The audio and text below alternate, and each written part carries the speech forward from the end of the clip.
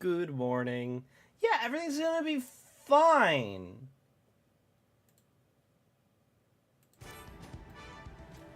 Eorzea said he had a plan, and honestly, I can tank the light corruption. It's gonna be fine. Alright. So... should I...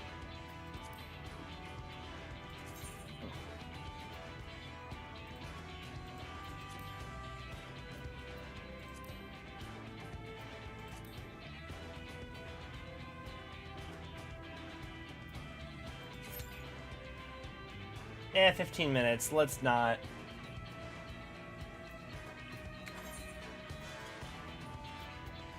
Instead, let me...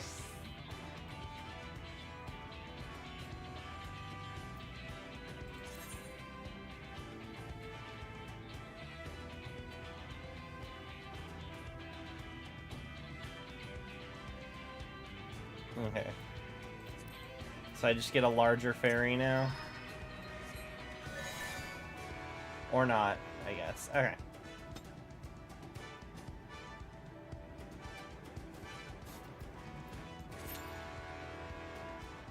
That just shaves 4 minutes off the wait time. Okay.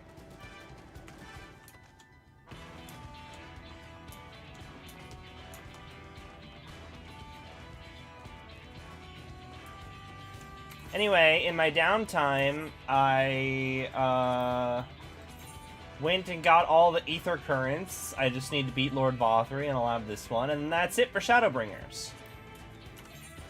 You know?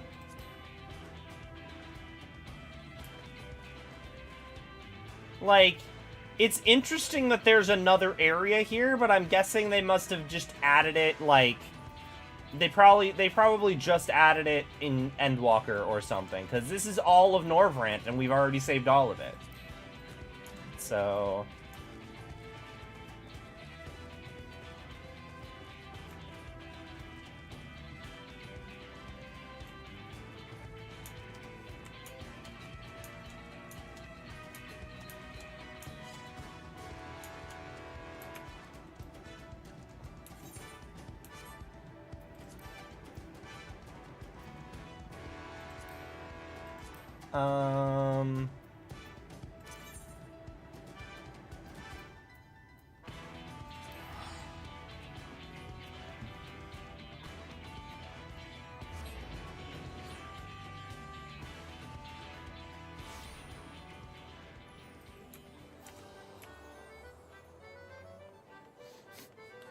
I don't know what specifically is gonna happen, but I'm aware that it's all gonna be fine. Everything is fine.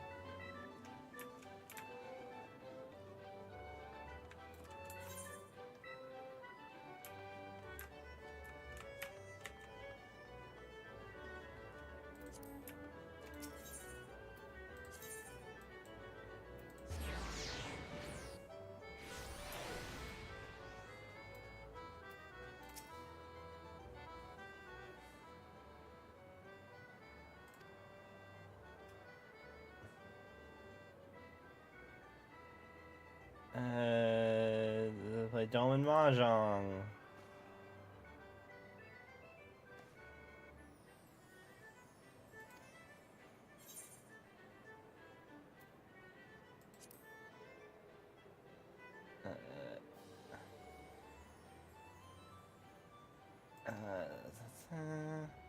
Mahjong is a gentler affair. 4 players to the table.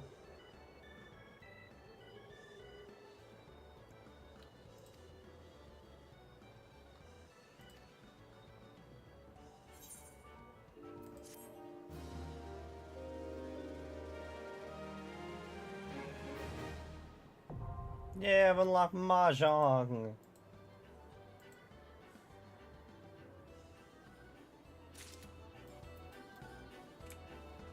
I just wanted to clear that off my set.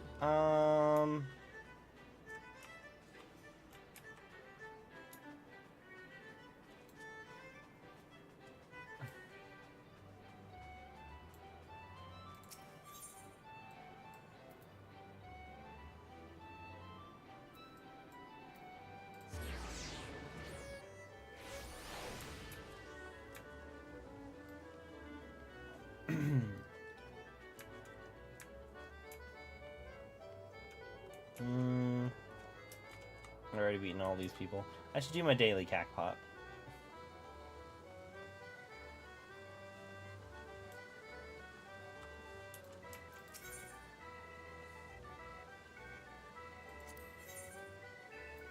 Not that.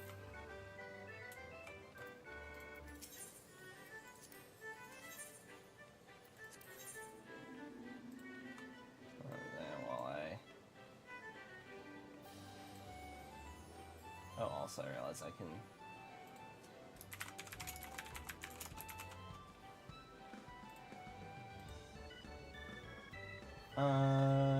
Cackpot solver.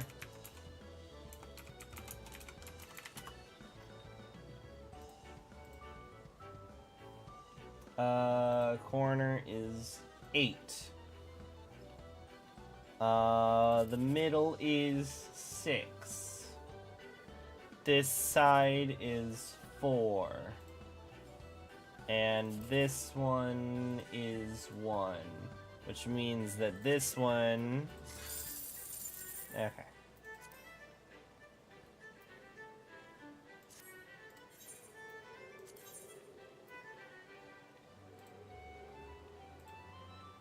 Seven, 1, 4,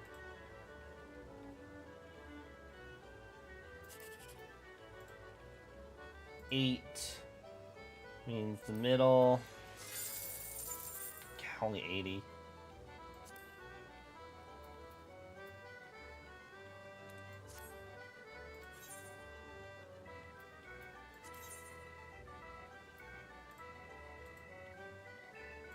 Eight, 9, 6,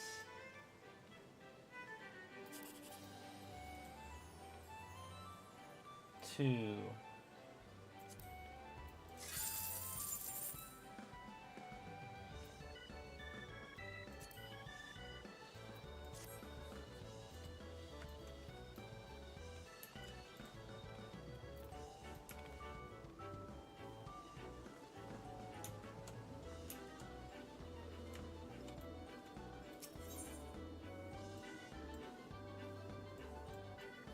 Nev, I don't suppose you'd want to party up to make my queue a little bit faster, would you? Because we've still got nobody here.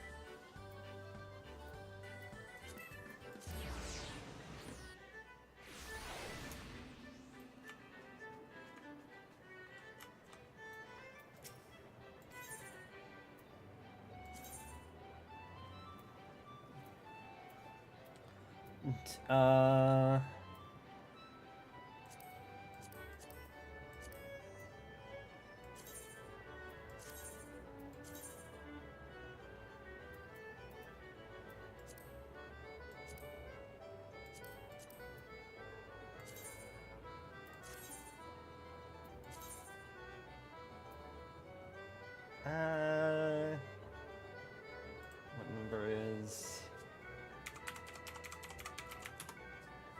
Oink alone is 916.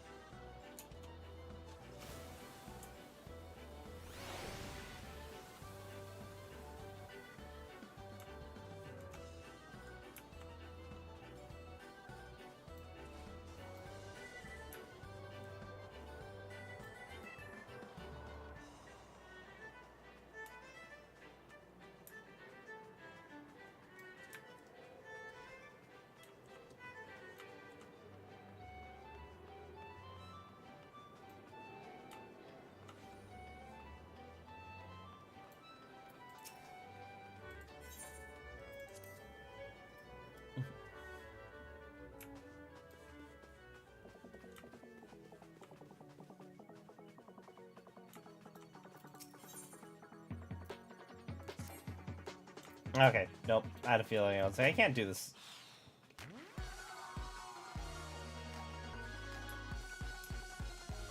I love the Fall Guys theme.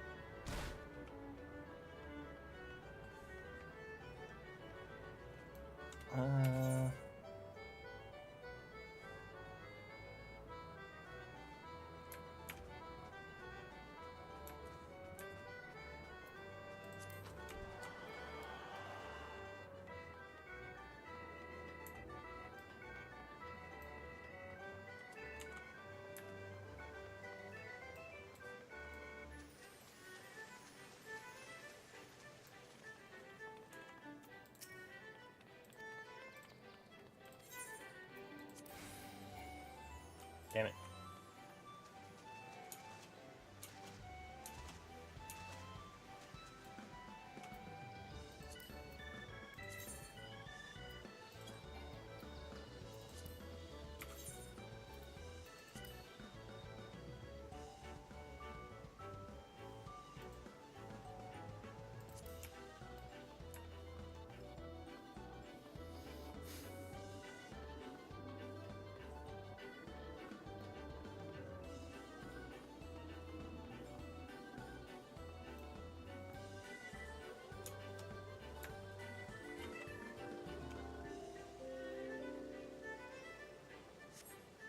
They were just to compensate for something.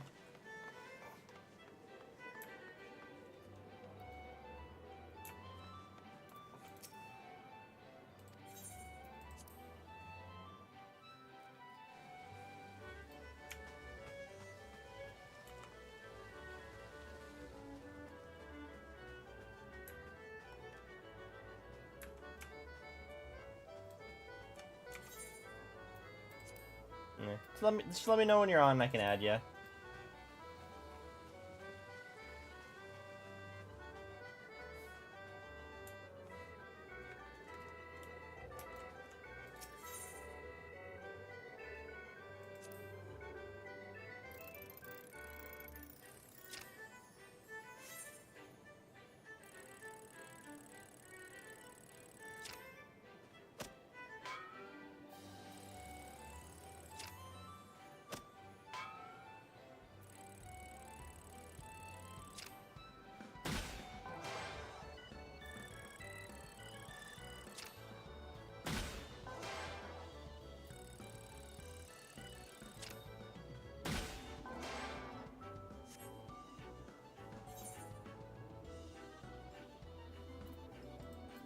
I'm not doubling again.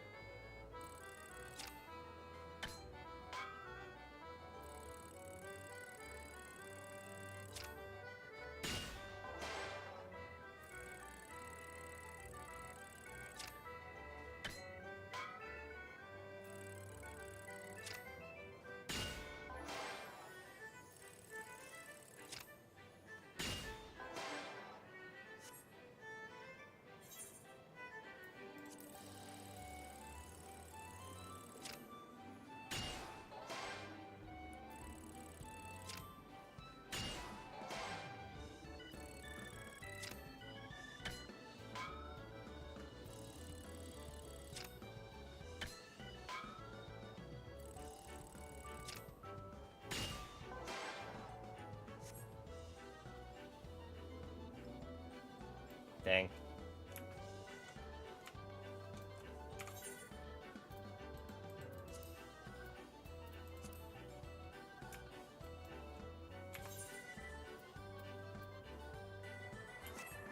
Tree chopping one's easier? Gotcha.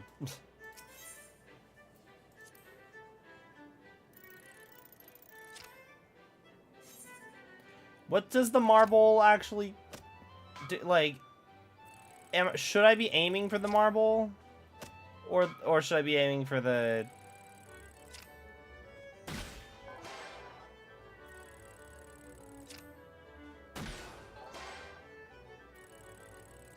Ah, fuck.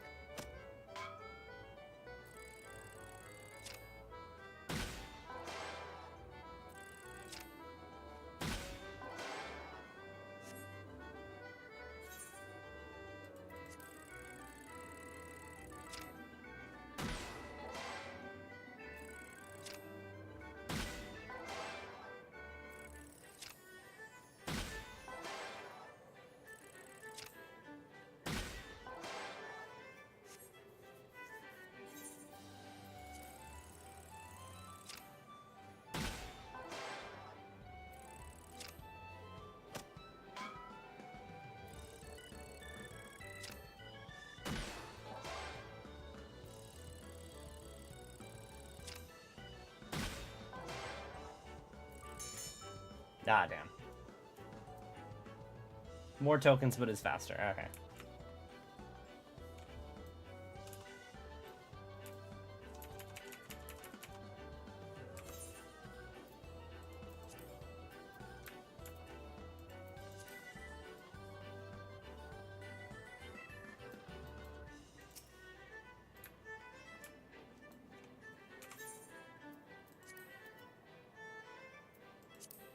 Do I not have you on my friends list?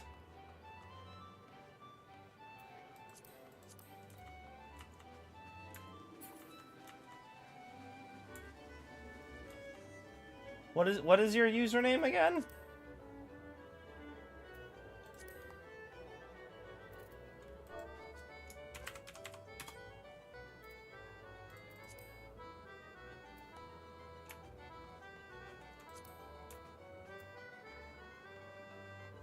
Oh, wait. There we go.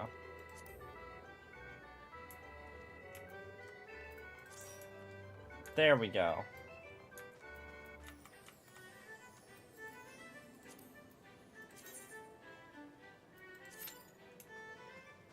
Alright, cool. 5 minutes.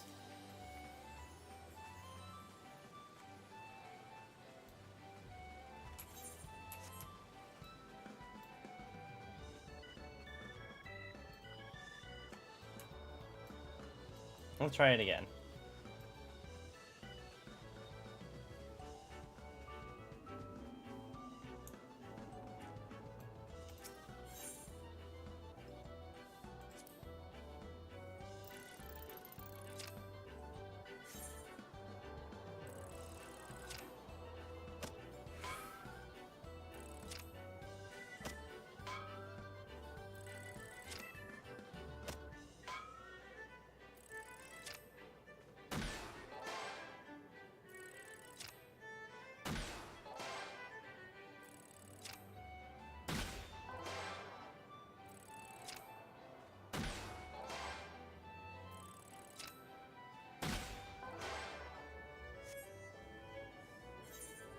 Double down.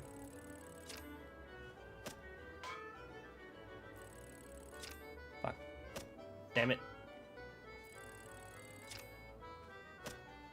No. No.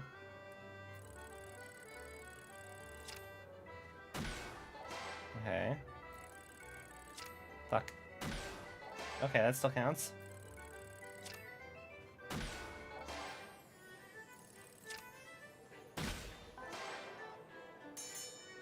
Ah!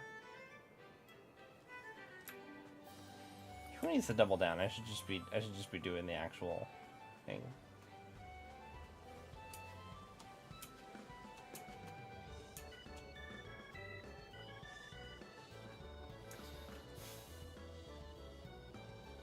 Old enough to waddle, old enough to race.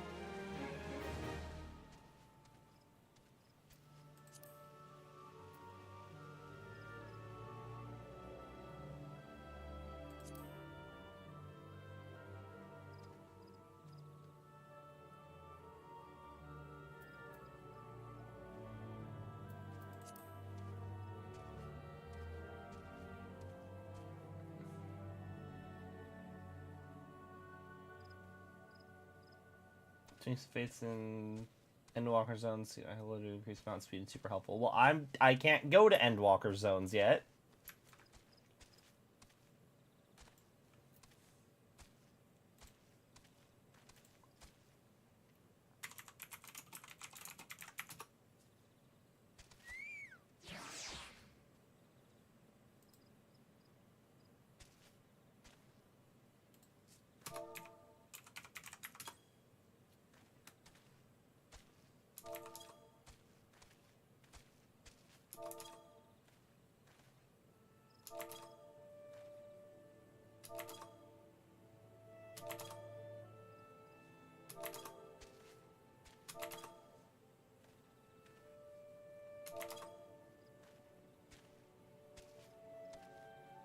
Oh, that one.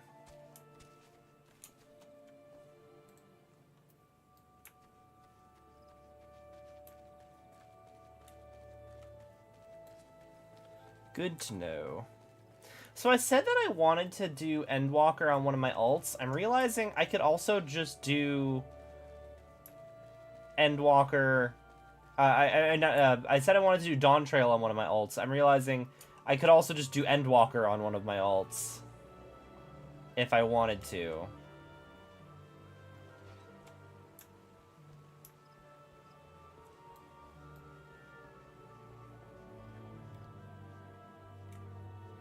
But I think I'll probably continue with this character.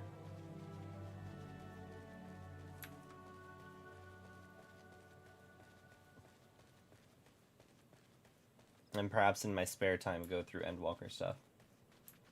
Yeah, my alts are story skipped.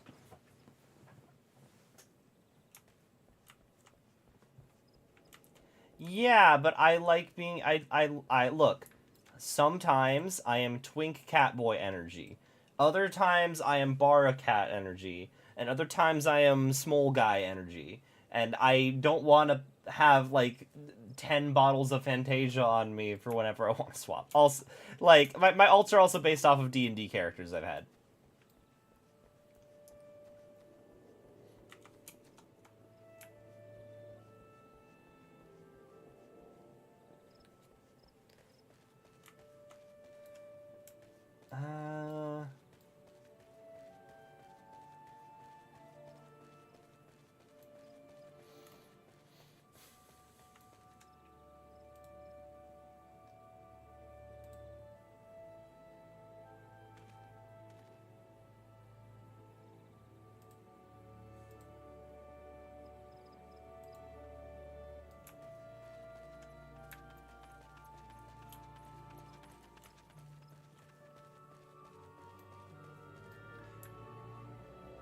Be Gorilla Johnny. Nah.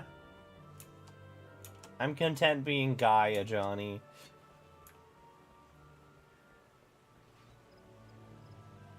That would be an interesting secret lair, just gender swap all the planeswalkers.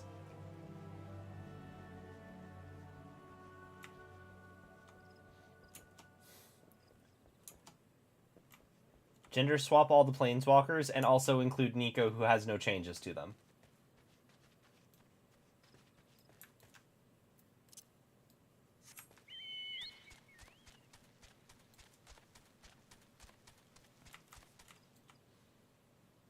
I don't know what I'm doing.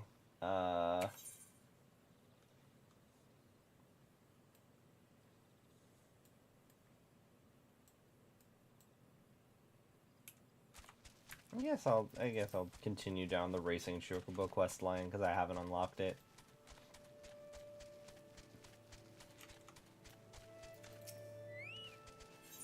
Have they brought Chandra back yet?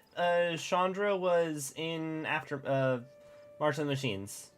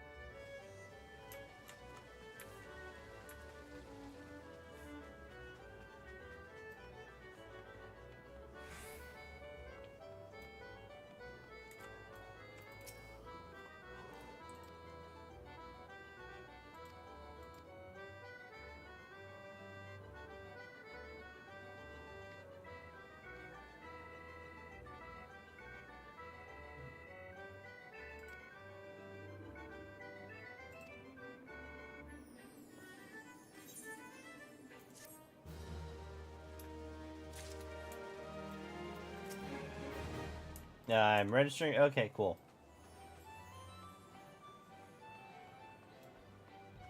What do you do?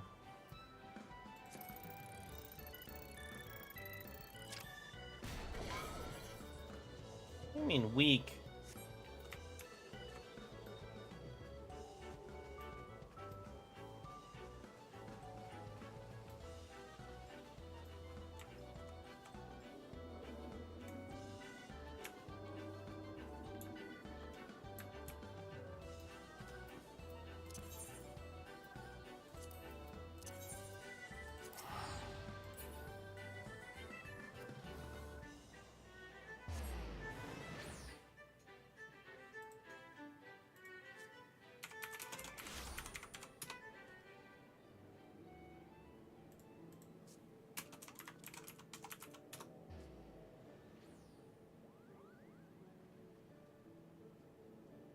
What's the other? Shaggy Stoat.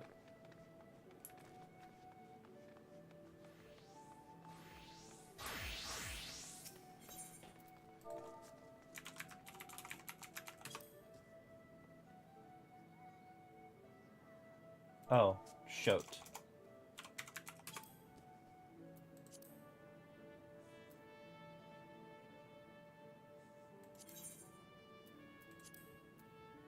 Go your heart and leave you yearning for more. Yes.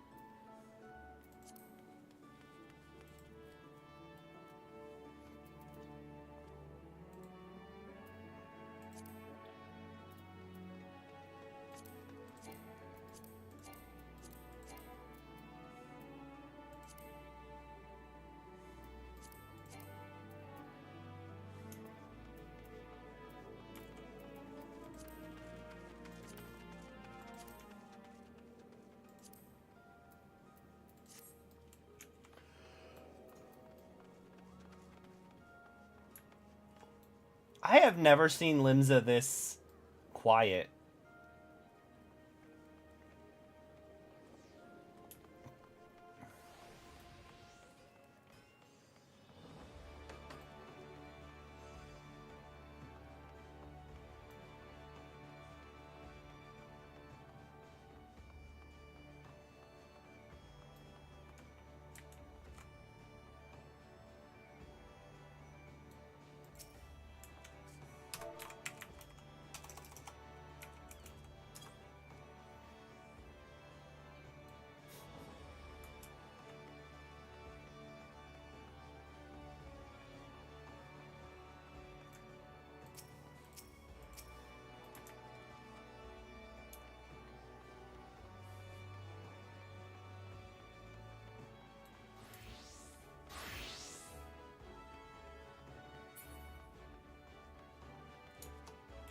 I don't think I can change since we're queued up for a thing. Also, dear God. Is it like the longer that you're queued up, there is one person that is seen with the... is that the dude...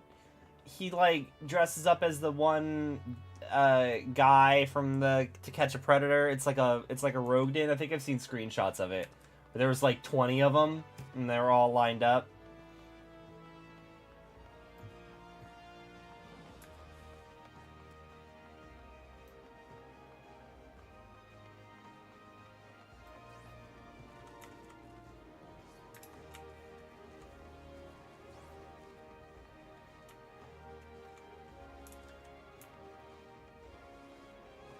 I will say, I was talking to friends, like... So, like, yeah, people who are super into Lalafels can get very sus. But I really appreciate... I like this guy's coat. What's it? Bohemian's coat. That's a really nice coat. But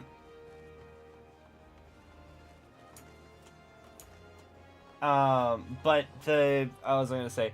I appreciate the Final Fantasy XIV does a good job of not sexualizing their Lalafels, which, like, is a low bar, but it feels like every other piece of Japanese media that has a very small race, you know, that small race is like, it's fine, we're technically 300, so let's be very provocative. But, like, Final Fantasy XIV, it's like, no, the Lalafels don't play up the fact that they look very young. The Lalafels in 14 are all, like, all of the canon ones are, like, businessmen, like, they're all, in their mannerisms, all very clearly adults. And I appreciate that. They don't try and be like, ooh, woo, am 300 years old.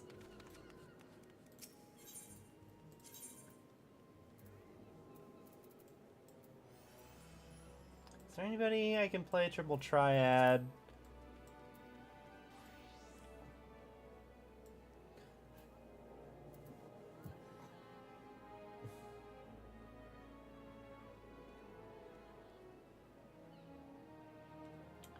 Friend told me they've seen worse. There are people playing as midlanders but are underage.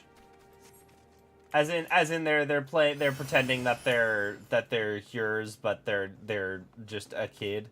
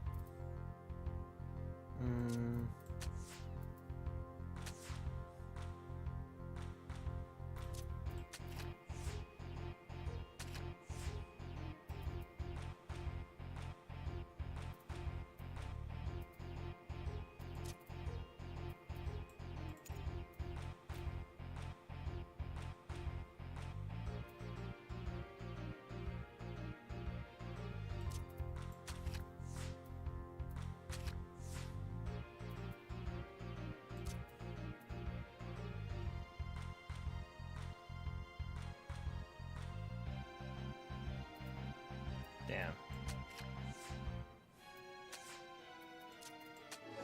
Yeah!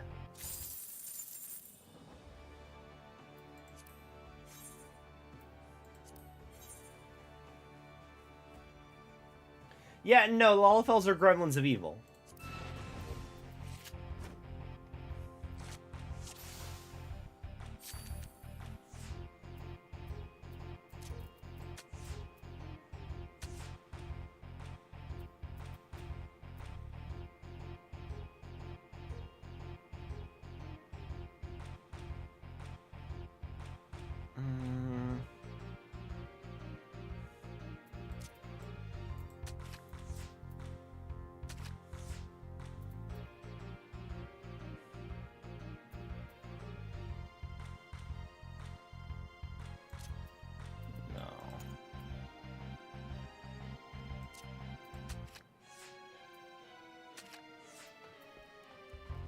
I shouldn't have done that.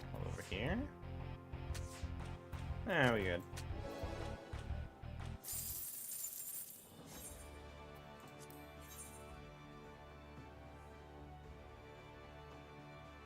There's a gacha game out with Tataru's VA. Not surprised. I'd imagine all the VAs are in some kind of gacha game. Isn't there a Final Fantasy gacha game? Like there has to. I'm saying, isn't there? Is it? Yes, there is one. I just forget. I remember it was bad.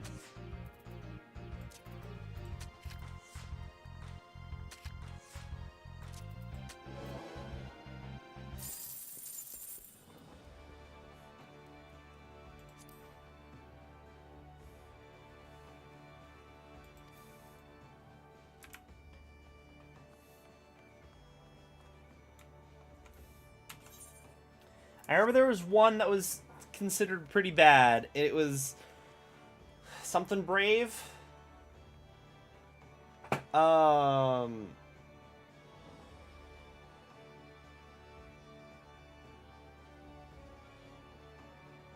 think Brave Xevious. Yeah, I think that's the bad one that I was hearing about.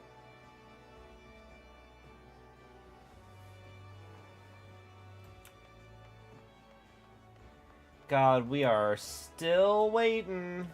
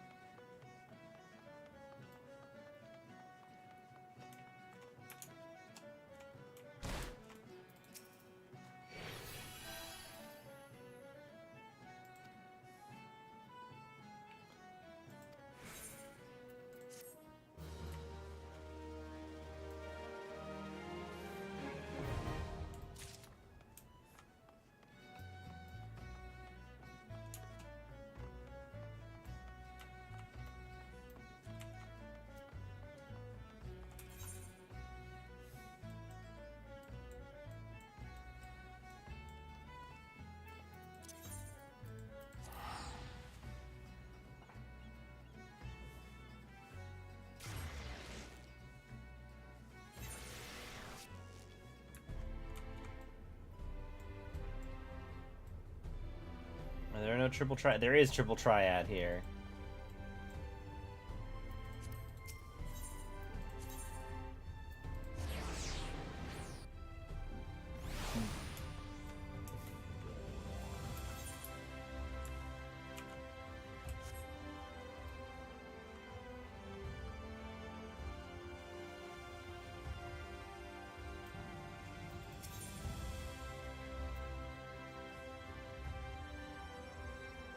Oh, I could also continue my quest with Gyot. I could probably do that.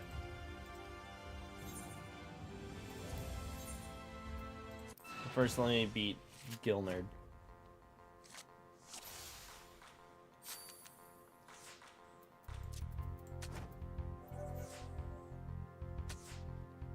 What's dissension mean? Oh, -1. Okay.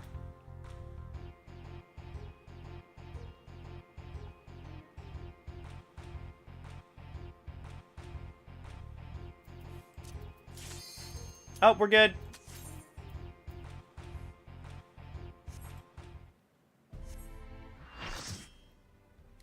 Okay.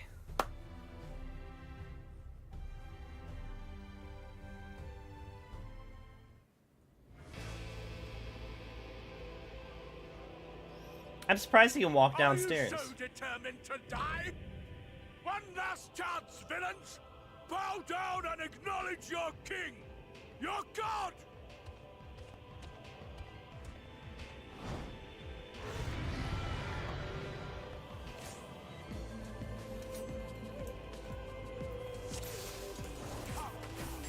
Prepare for battle!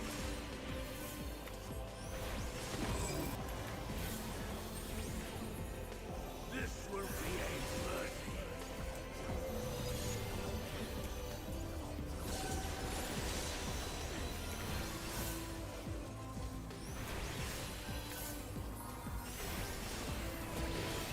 To me, my servants, feast upon these villains and their foul sins.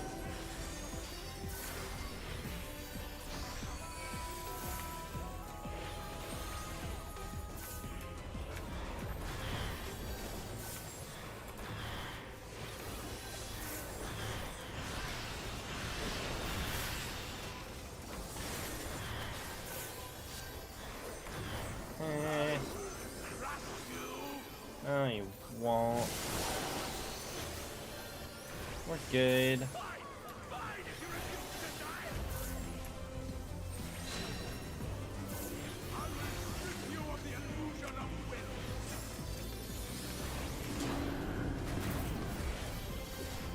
Oh. Were we not supposed to be in the orbs?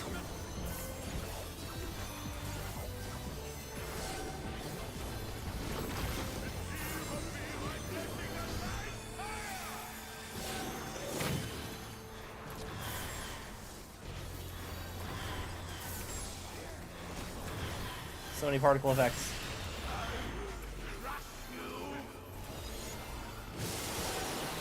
Sacred soil up. We have so many. These are those ninjas.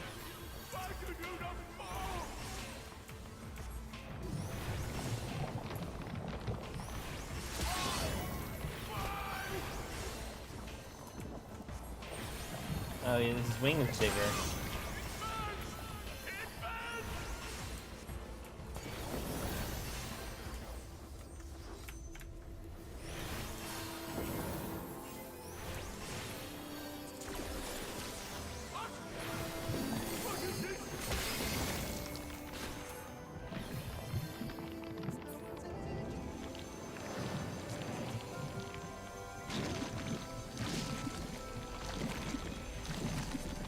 Phase 2.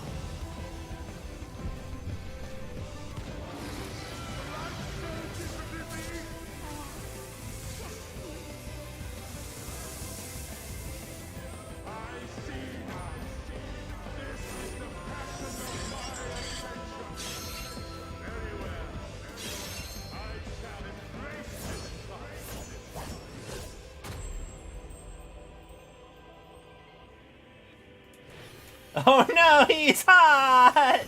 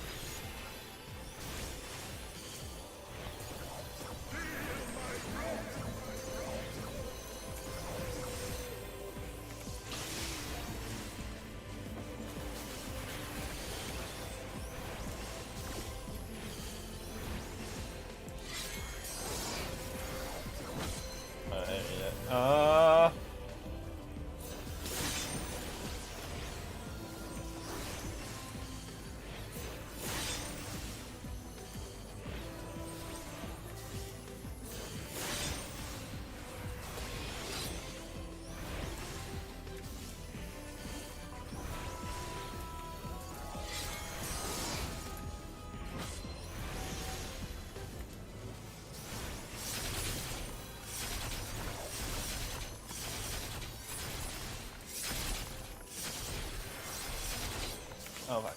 No, I got it.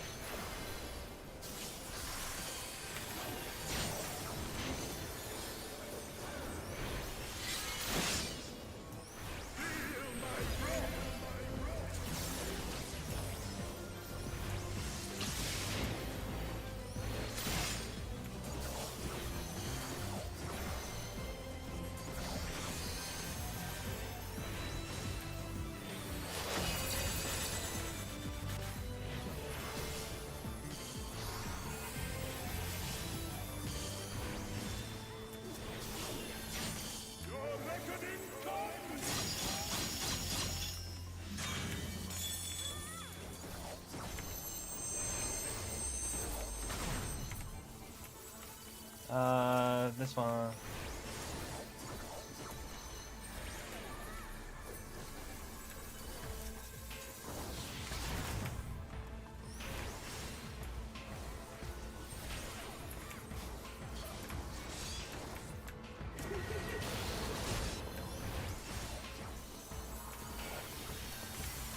Oh shit.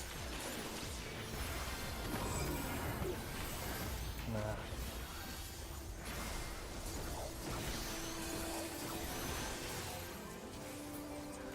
I wasn't paying attention. My health was very low there for a sec.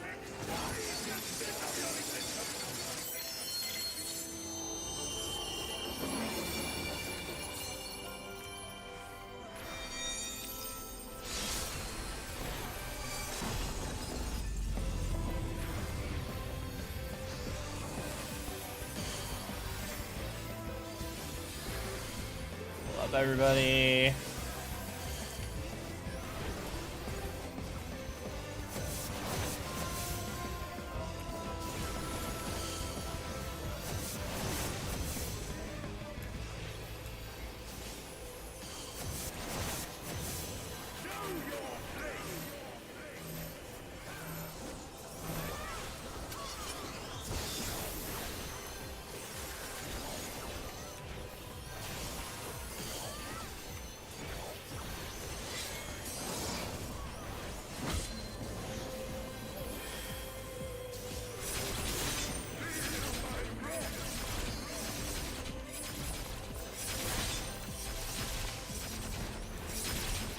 Oh shit.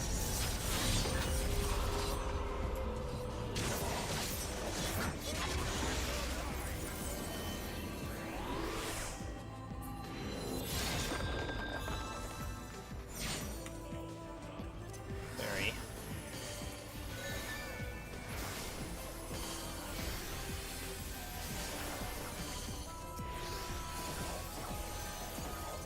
I don't have the mana. Ah, shit.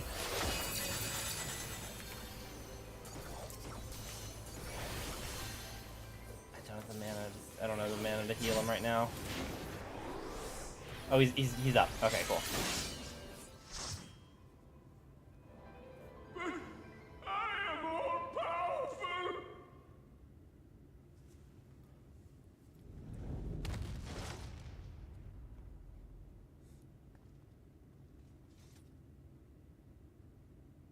And the gang is here! Hey, Reen, do you want to absorb this one instead of me?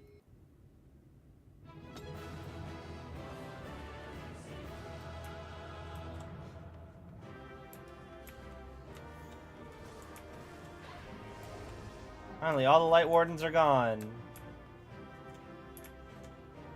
Cannot help but pity Vothri. Reen, do you want to absorb this one for me? I feel like you should do that.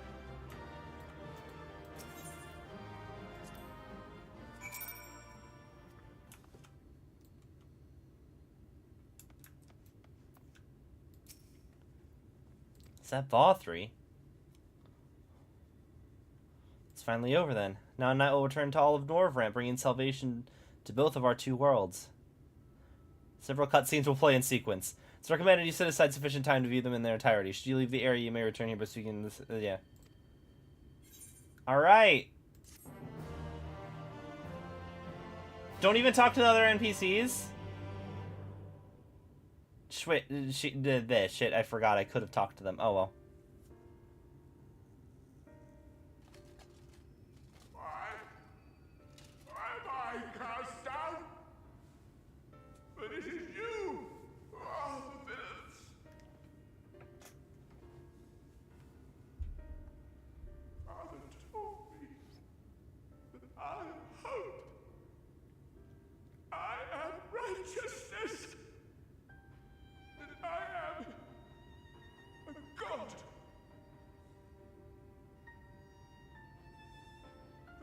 I was born, as man and sin eater both. I kept the people safe. They respected me, worshipped me. How can this be? I should be the one looking down at you.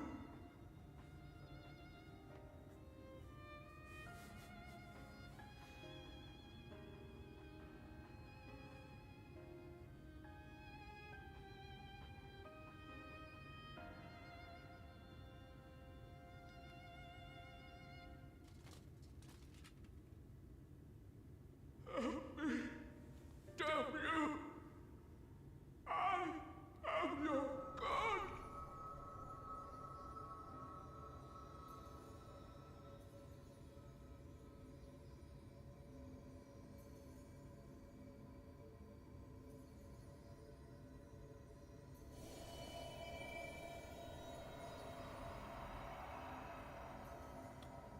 There's still questions about Vothri. Like, who was his dad? How did he get Sin Eater powers? Did he just, like, eat a Sin Eater? Okay, Reen, again, do you want to do this part for me? Because I feel like this is going to be a bad thing if I do this. I don't think this is a good idea.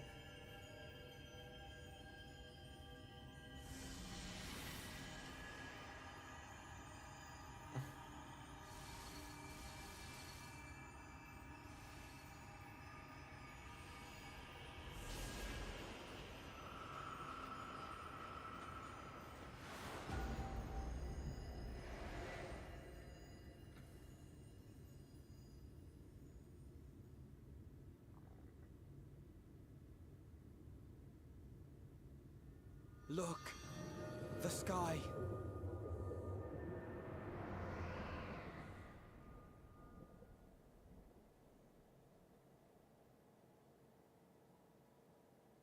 Everything's fine.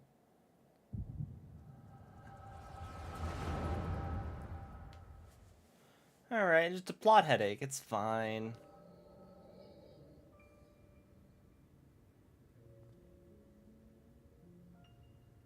Fools! Were it not for my decisive action, the whole city would have been overrun, razed to the ground. Yet they dare to complain about casualties? Spare me. I'll wager they were put up to it by those wretches who seek to usurp me. They're stirring up the citizenry. But if they think I will yield to the likes of them, they are gravely mistaken. To be subjected to such deplorable treatment, such ingratitude. You have my sympathies, sir. You do so much good for this city, and you could do so much more were you not surrounded by fools. Why are there question marks? It's Emmett Selk.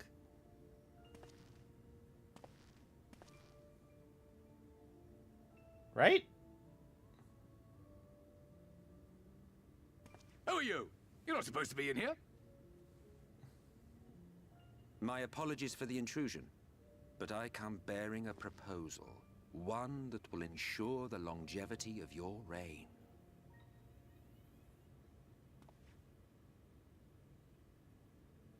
But give me the word, sir, and I will bring hither a Light Warden. By giving its power to the babe within your lady wife's womb, we shall create a transcendent being, a king to rule over all. And as sire to the king, your authority will never again be in question.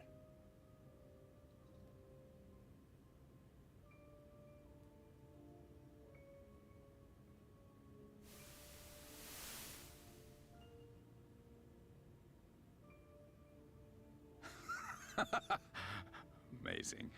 Before my Vothri, they behave as docile pets. With this gift, my line should be guaranteed power for perpetuity. We shall rule the whole world. By all means, sir. United under Yulmor's banner, men will cease fighting and abandon their ambitions. Thus, they will grow fat and complacent, and in their sloth seal your supremacy.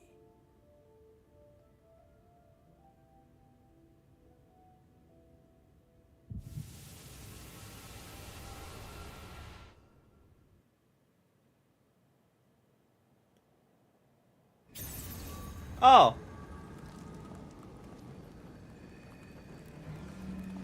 This is fine. Are you all right? Say something. I got this, guys. 12 for Fend. He cannot contain the light. He's beginning to turn. Eorzea, if you've aught up your sleeve, now is the time. Again, why did we not have Reen do this last one?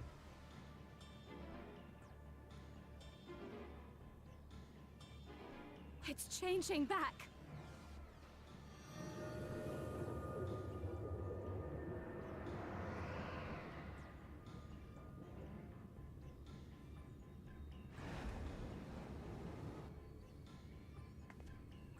The combined power of every Light Warden is too terrible a burden for any one soul to bear. And so I shall relieve you of it.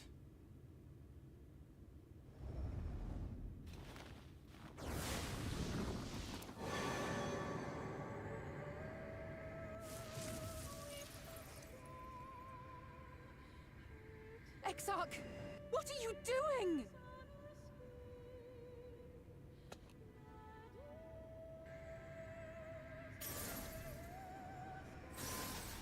I will channel this profusion of power to the Crystal Tower and use it to travel to other worlds. As I have dreamed of doing ever since I first learned of their existence. Who would choose to remain here in this dying realm when they might go elsewhere and begin anew? Not I. And thus did I use you. No, I don't believe you. It doesn't make sense. Damn you! We won't let you do with him as you please. Do not interfere! Please, I beseech you all, let him go!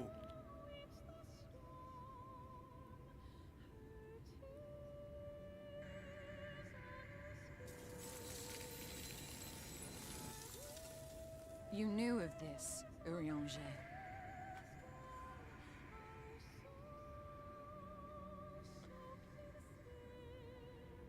'Tis all a fiction. Such vaguely defined acts of teleportation stand no chance of success. The Exarch will never live to see another world, as he knows only too well. Then, what does he mean to do?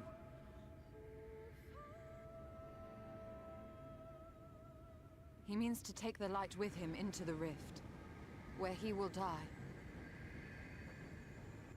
From the beginning, he intended to sacrifice himself to save our friend and Norvrent.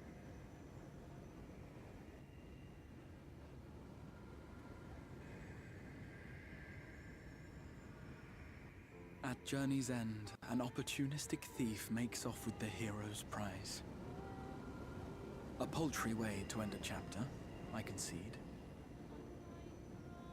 Yet your tale will continue, and my role in it will scarcely be remembered. You ran an entire city for hundreds of years. I feel like people will remember you.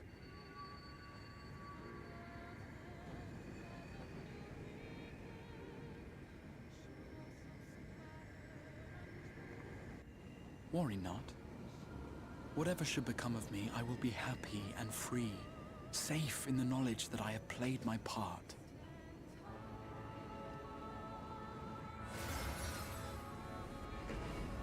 I knew it, yeah.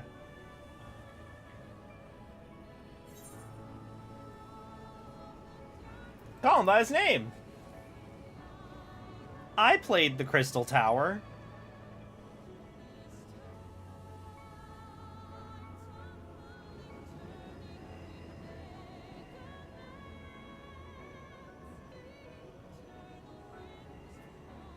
Thank Thank you for fighting for this world. For believing. Fare you well, my friend. My inspiration.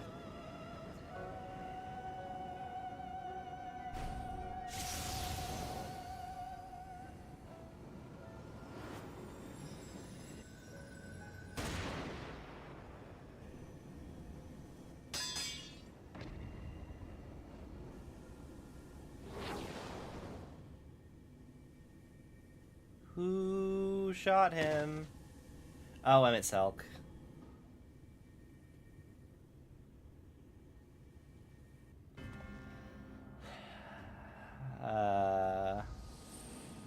Only those who possess the royal eye of the Allagan Imperial line are capable of controlling the Crystal Tower. Such individuals do not exist in the First. It was a sigh. Therefore, in the Exarch arrived here with the tower. This much I had surmised, yet I could not discern his grand scheme. To think that he went through all this trouble for the sake of a single hero. It's almost admirable in its absurdity. Alas, it is not your grand scheme that will succeed, but ours. You bastard! Stay put. Your friend is still alive, but whether he remains so depends on you.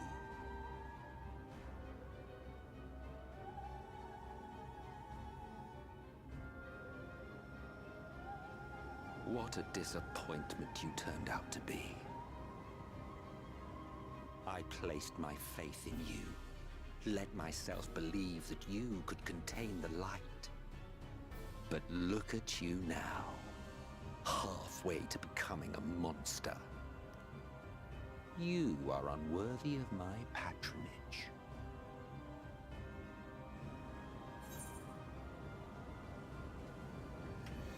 It was you who created Vothri, wasn't it? Before I die, let me exposit some information to my friends. I am an Ascian. My heart's sole desire is to usher in the great rejoining. 100 years ago, I entrusted my comrade Logriff with the task of increasing light's sway over this world.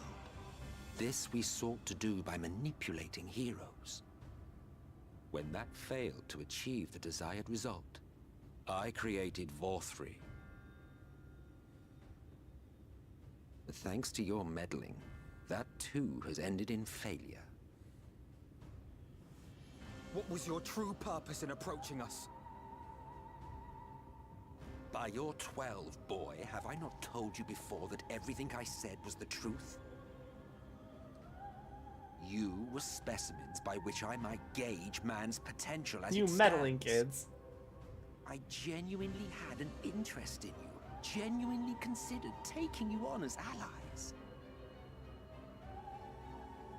Provided he could contain and control the light. If not, then he, and by extension you, would be of no use to me. 'Twas as simple as that. So, we've been found wanting. How disheartening. But even had we fulfilled your conditions, there was no guarantee that we would cooperate. What then? Then I simply kill you all. At the very least, it would restore the world to the way it was before you went about trouncing Light Wardens willy-nilly. Suffice it to say, it would be most inconvenient to have all that light taken away, and I would be lying if I were to claim his actions didn't have me worried.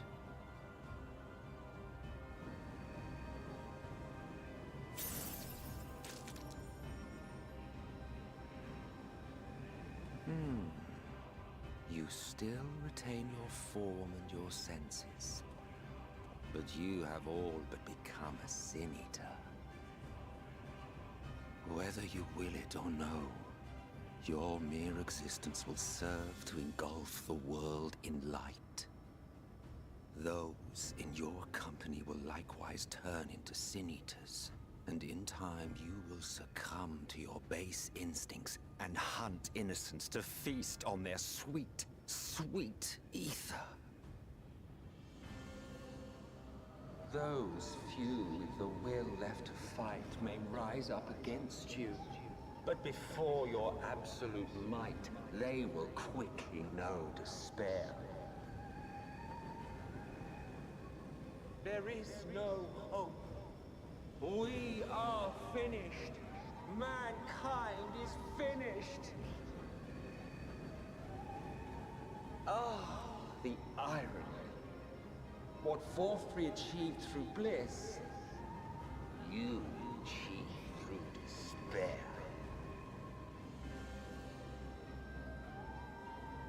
But I have overstayed my welcome.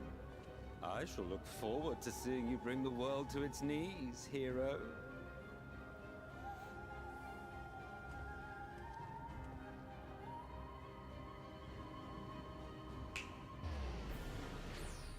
Exarch! I have naught to show for all the time and effort I invested in you. He is a small token for my troubles. I did not expect that I could learn aught from man, but I may yet learn something from all the knowledge he had hoarded for his precious hero.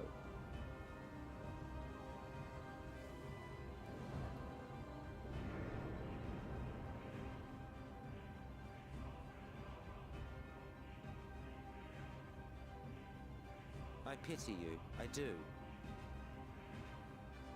Your friends are now your foes. If you do not kill them, they will kill you.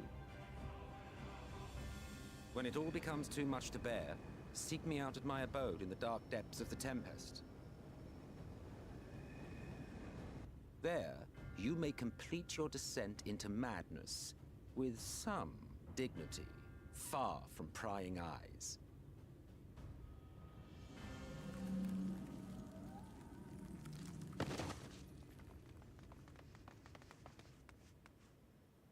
Till then, I bid you farewell, Eater.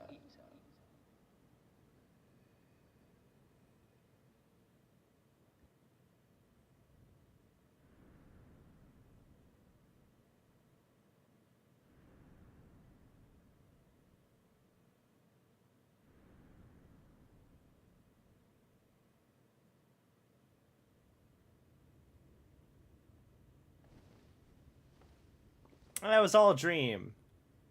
Nothing bad has happened.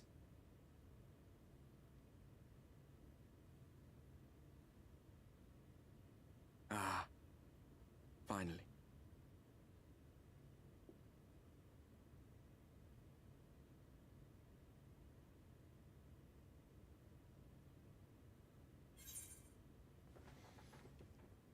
Was it just a dream? It was totally just a dream. You're confused. And small wonder.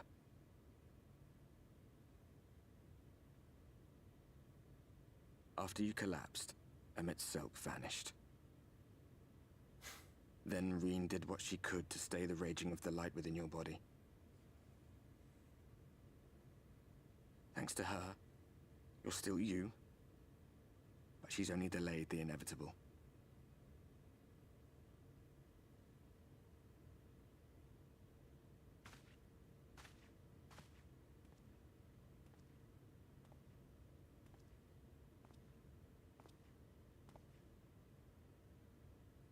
You're not going to like what you see, but you still need to see it.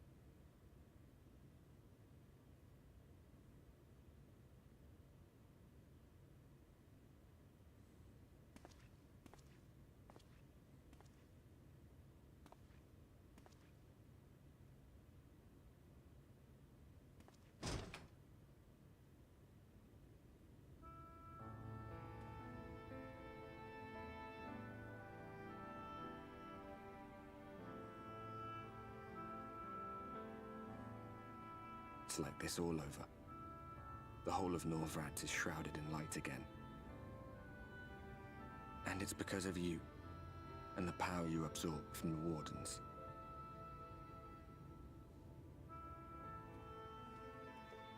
No one knows but your friends.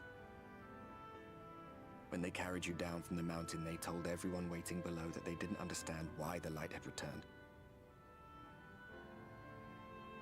And now they're out there trying to allay the people's fears, while searching for a way to save you.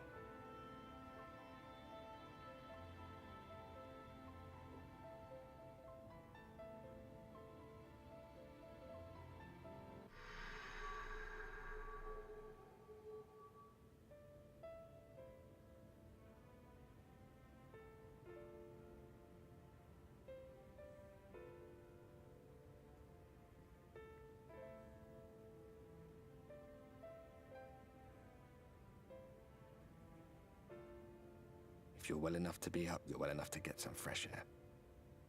Better that than stewing in here. Go on. Go.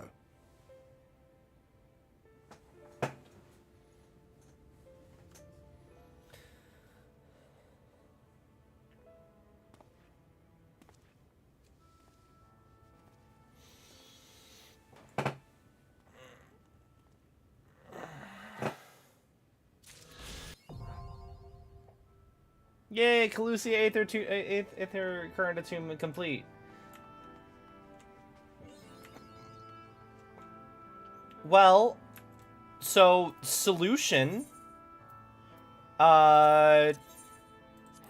Clearly I just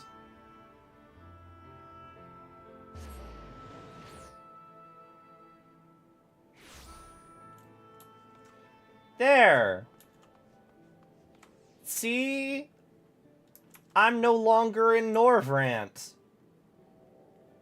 So all the light's here now, and it's not having any effect, so we're fine. Like I said, everything's fine. Absolutely daijobu. Let's go back and continue the story.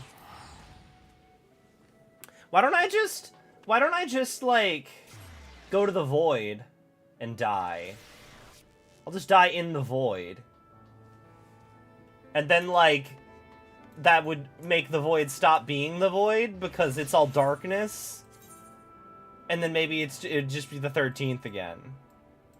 And it'd be fine.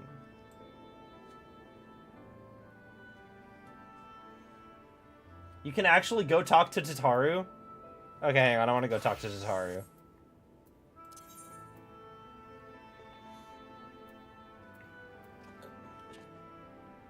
Where's Mordona? Mordona's all the way at the bottom, isn't it?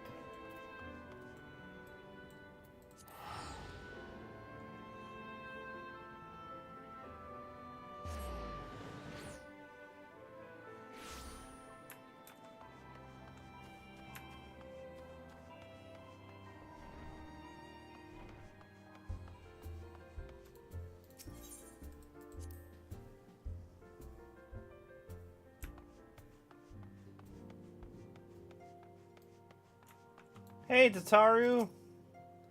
Oh, that was the other day when a feisty pixie suddenly appeared and gave me a report about your doings. Kind of sounds like you have your work cut out for you, so just leave things here to me and focus on getting things done in the first. Okay, cool. Don't worry, Tataru, I will, and it's not like I'm about to die or anything.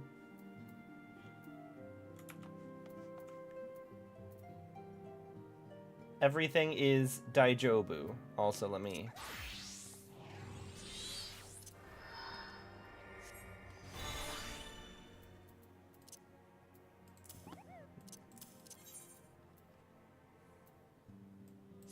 Nope, I mean to click that.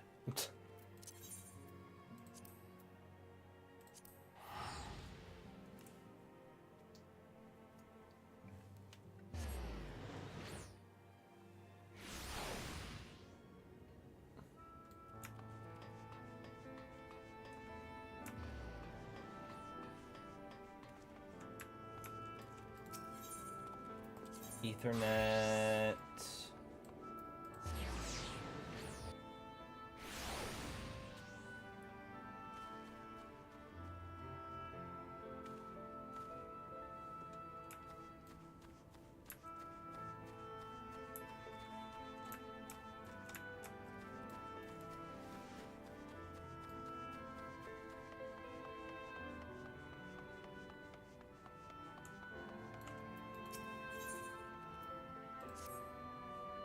You're awake. You're injured during the foray on Mount Gulgri. Yes, I was here at my station as always, and they carried you on a makeshift stretcher looking disturbingly bereft of vigor. And to compound my worry, the sky is, I'm sure you've seen. It has everyone rather concerned, to say the least. Seeing you up and about is the first good news we've had in a while. Assuming you feel strong enough, would you mayhap consider a stroll around the city to reassure our anxious citizens? Brage was one of those who helped convey you to your chambers, and he has visited several times to inquire about your condition.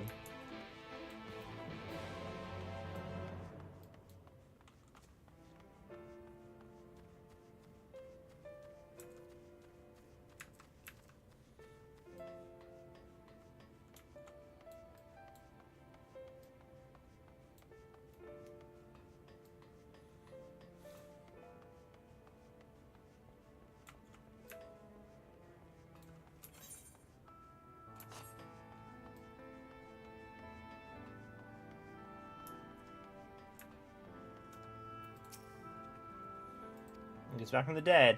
It's a grim sight. Your companions looked fair ready to drop when they brought you in, so I offered a helping hand. Couldn't bear to see them struggle so. And you, my friend, I feared you have one foot in the grave. Cold and lifeless, you were like a corpse that was somehow still breathing. They told me some evil bastard went and snatched our poor Exarch away in the midst of the chaos. Wicked. What's this world coming to? But moaning never solved the thing, did it? Nay, in times like these, we Starium folk stand tall and do what needs to be done. Trade with Yulmore's back on the table. We best make use of these resources to fortify our city against the Eaters, or whatever misery the fates deem to throw at us next. Speaking of misery, Chesamil is the worried sick about you. A healer wringing your hands, not a sight you ever wish to see, let me tell you.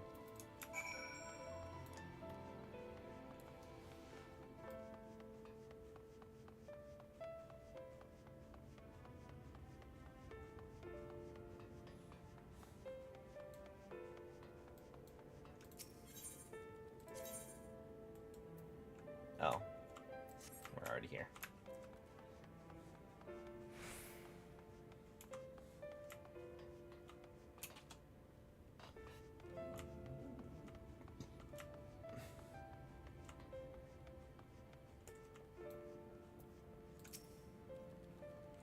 You're alive! No one's been allowed to see you. Even the Spagros Kyrugians were forbidden from making a visit. Reen was kind enough to tell me you were showing symptoms similar to Eater corruption, so I suppose there was little any of us could have done for you in any case.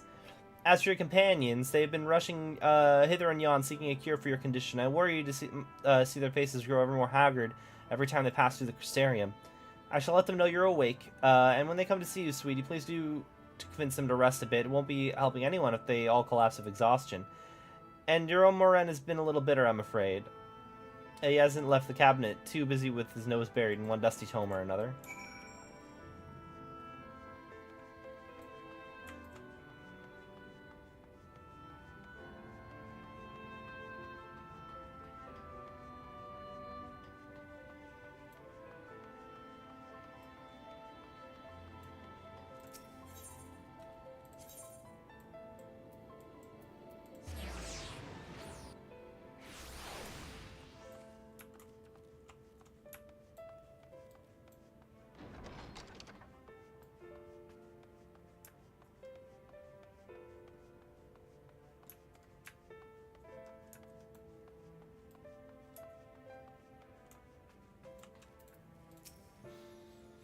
Found it. This is the same thing as the last. Mayhap I should approach the problem from a different perspective. It truly is you and not some figment of my imagination? This is wonderful. 'Twould seem our prayers have been answered. Feeling otherwise helpless, I've been scouring shelves for the wisdom to explain this most worrisome conundrum. Why, with all the Light Wardens defeated, has the light returned to obscure the sky? I must have poured him over 100 tomes, but there's no decisive conclusion seems to be forthcoming. So many questions I would pose to the Exarch, and thus do I feel his absence all the more keenly. Now that you're awake, however, I'm hopeful the search for our stolen steward might begin in earnest. Cutlass, meanwhile, leads the Crystalline Mean in preparations for the battle. Though, against what foe, we are yet uncertain. Why not pay her a visit? I expect seeing you upright would be a much welcome relief. Fine.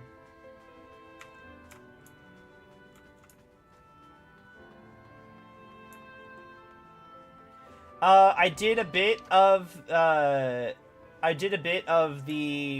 healer one, and then it told me I couldn't continue, and I'm at the point where I could continue now. but this feels like... I think I'm going to keep going until it tells me I have to go back and do them.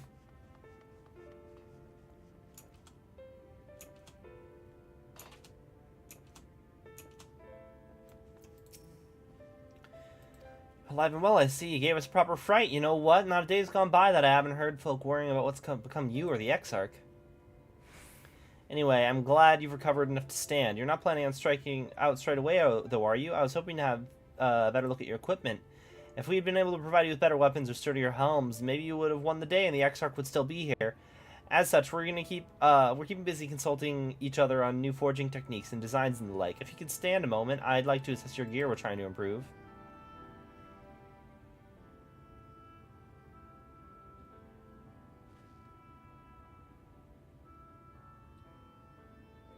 Aye, well, that's some fine work, I must admit.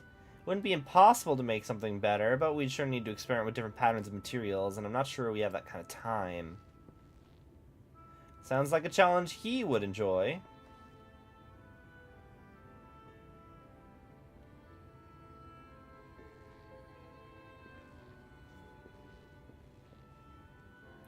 Greetings, skill nerd. The master of the stairs is running his own errands now, is he? Well, my servers are just trodden enough as it is, and I didn't want to crack the whip too hard. Never mind that. I'm thinking about our absent geniuses and his epipheries are the perfect answer to this predicament of yours. This guy from the 1.0 trailer. Genius mean Gurant? He is a man of unrivaled gifts. I wouldn't agree with you there. Wouldn't disagree with you there, but what good does it do, his talent do if we can't bloody find him? No one's seen hide nor hair of Gurant since he wandered off some years ago. You know what he's like once he latches onto an idea. He's probably cloistered himself in some forgotten cave, completely absorbed in his latest creation. I wouldn't even know where to start looking. It does make things difficult. Still, that eccentric is someone you're destined to meet. I'll wager he'll show up soon enough. In my time at the bar, many a tale I've heard told of strangely fated encounters. Even a few of them might be stretching the truth a little bit. Leaky Bird knows is the grindstone for the time being, but on the off chance you do encounter it's Grenault, take advantage of his brilliance rather than wait on our slow and steady progress. All this talk is for when you're fully recovered, of course. I'll let you get back to convalescing, eh?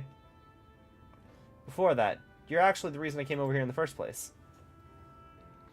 I don't suggest partaking in my stock until you're properly well, but if you're passing near the stairs, I have a regular who's eager to see you.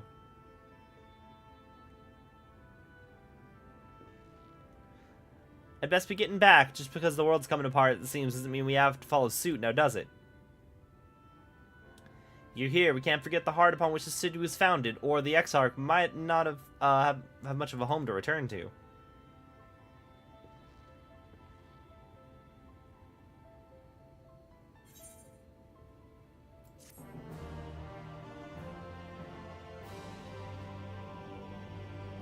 I suppose part of the secret of who the Exarch is would have been helped by the fact that there was no voice acting in the Crystal Tower.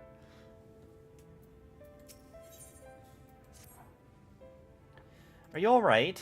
I think a return to your sickbed might be in order. You might consider resting while atop the watchtower next to the rookery.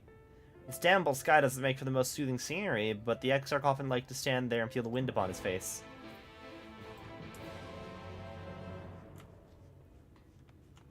But I feel like it was obvious. I was like, at the beginning when you were like, oh, does that mean that Grahati is fine? And he's like, I don't know who that is. There was a part of me that was like, okay, we'll find Graha later. But, the more it got on, the more it's like, I don't know who else this could be. Was it possible to skip the raid?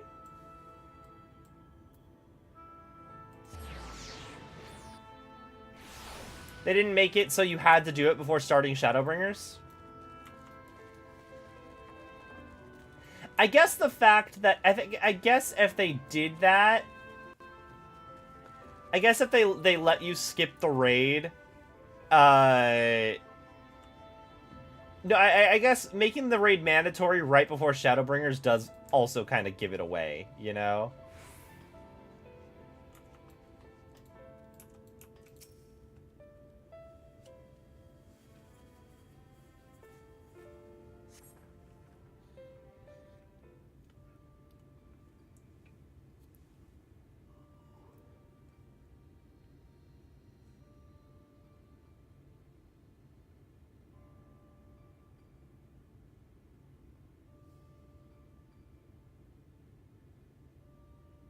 The people of this city have spirit, I'll give them that. They've not lost the will to fight.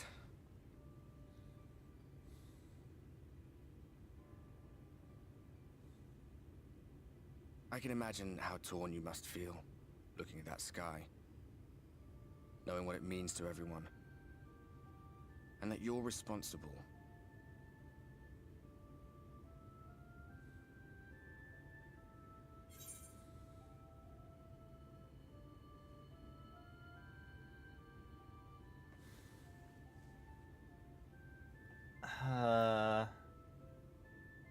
It's all such a mess.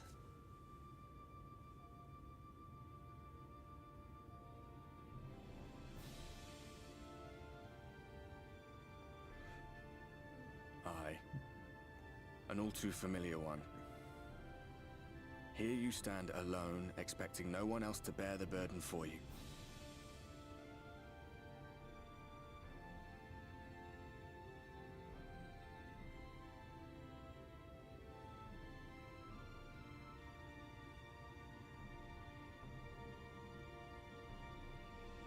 You're in a corner, and there doesn't seem to be any obvious way out.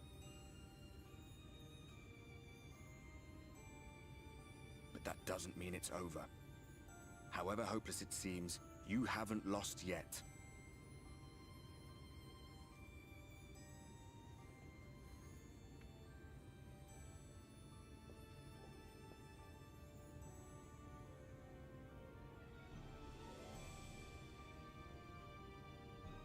I remember looking up at the sky like this before. Being caught up in a strange kind of calm. It was after we realized we were responsible for the flood. When we resolved to journey to the source by taking our own lives.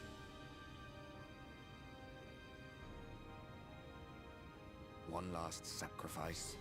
One last fight. One last failure. And then the Oracle appeared and, well, you know the rest. There were times in the years and decades that followed when I wondered if we might not have been better off just letting the rejoining happen.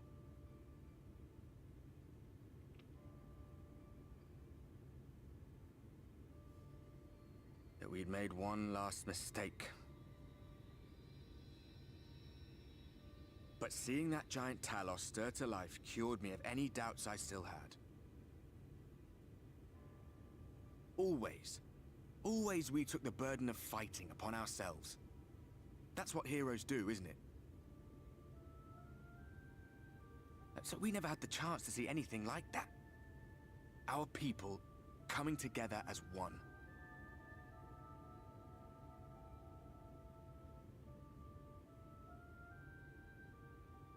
To think that their hope still burned so bright. That they were still so eager to live, they would lift up their fellows, one on top of the other, till they reached the sky. No. We made the right decision. And I can finally feel proud of the part we played in helping this world survive.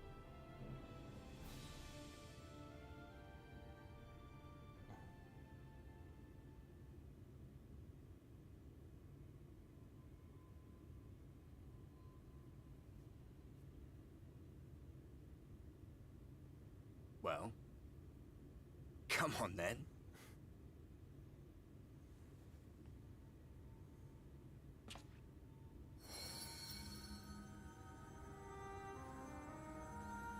Friendship powers. As I thought. What happened between us was no coincidence.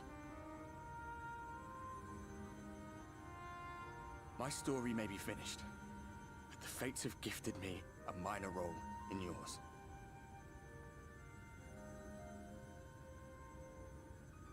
I suspected as much the moment I realized you could hear me. But it's hard not to doubt yourself when you're the man who caused the flood. I was afraid to do anything more than watch for fear of making things even worse. But no longer. After all, the path I once walked is now yours to finish.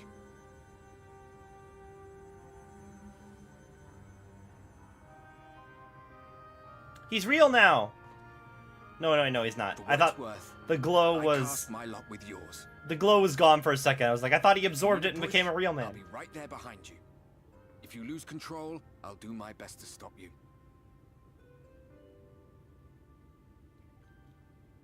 So, let us be about it, hero.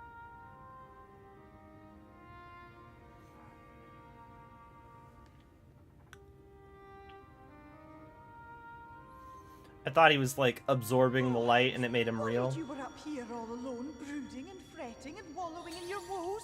But look at you, grinning at nothing like a pollen-drunk pixie.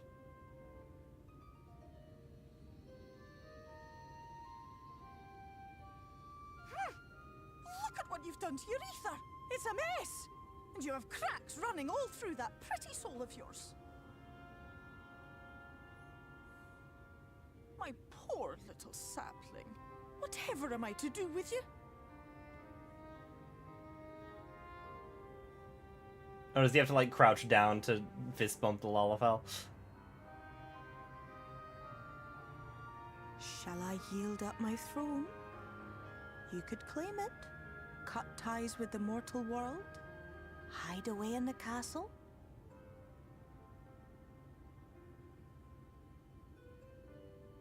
It won't fix the problem, but would it really matter?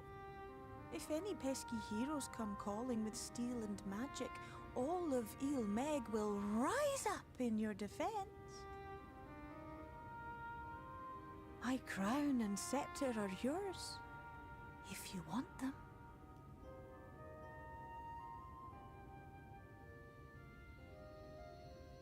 What? Don't give me that look. Of course I knew before I asked that you'd never ever heed such a wicked suggestion.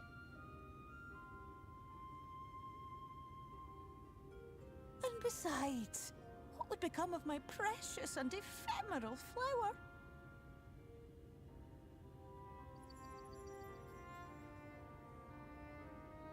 Oh, my dear beloved sapling, you are lost, confused, and have precious little time to gather your wits. Your kind is always so preoccupied with what lies ahead, and so we muddle your vision with fog and glamour. But such trickery is easy to see through. Stand very, very still. Think not of where you need to go, but where you are right now at this moment, at this time, in this place.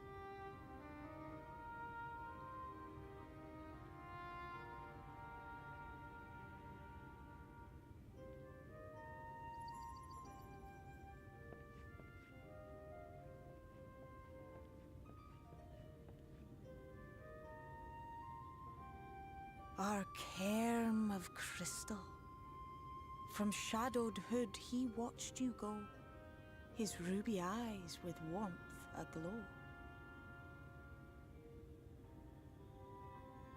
See yourself as he saw you, and that shall be the clearest clue.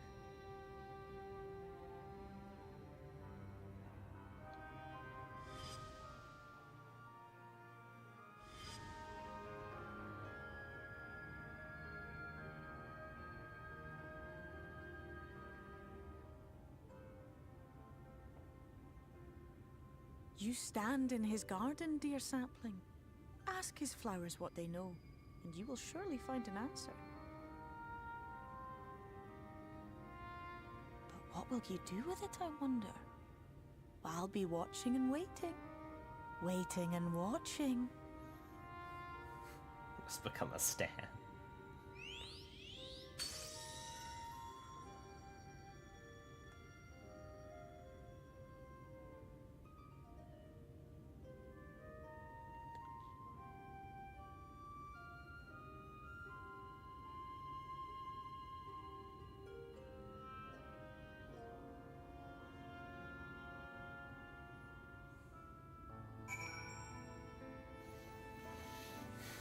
They should make, once you get to a certain point in Shadowbringers, they should, allow scholars to have summon Feo-Ul. Just replace Eos or Celine with Feo-Ul.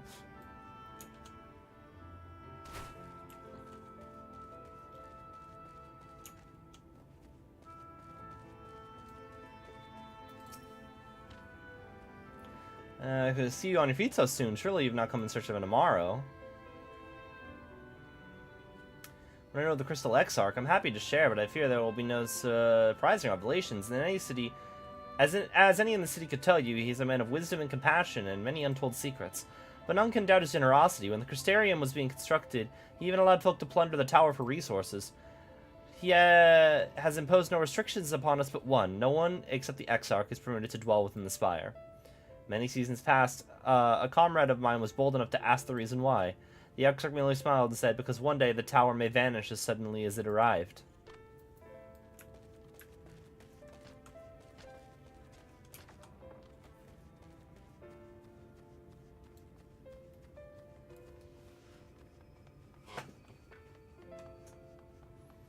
I can't go in this way. Oh yeah, underground. Yeet!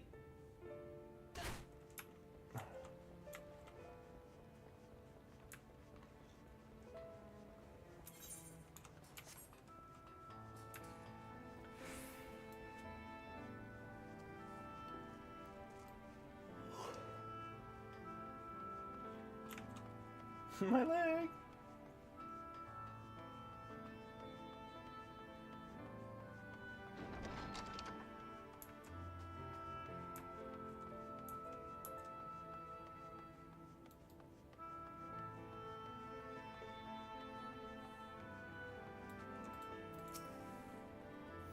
There's something else you needed? If you come for the results of my research into this persistent light, I'm afraid there's little to tell you as of yet. Records pertaining to the Exarch? I need no documentation to relay what little I know of his history, if that's what interests you. Less than a decade has passed since the coming of the flood. When the Crystal Tower first flashed into existence. Its summoner, the Exarch himself, became known to the refugees in Lakeland soon thereafter. He welcomed all who sought out the spire by the locals who had lost their home, or the Verbites fleeing the ruined kingdom, and together they did found the city which would become the Crystarium. Some thought to call him king, for he refused to share his name, but the summoner did not deem himself worthy of royal addresses. Thus did the people consider him his scintillating skin so alike to the tower that he had summoned, and bestowed upon him the title of Crystal Exarch. As for his true name, well, 'twould seem that is a mystery which remains unsolved to this day.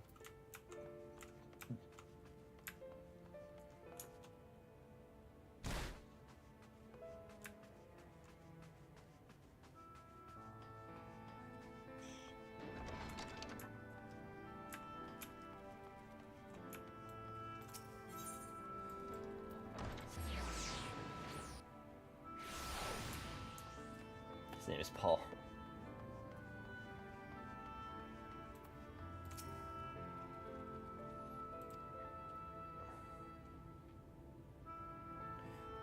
You're not writing the Exarch's memoirs, are you? I'm not sure how much I can tell you, considering we avoid asking too many questions, unspoken rule and all that.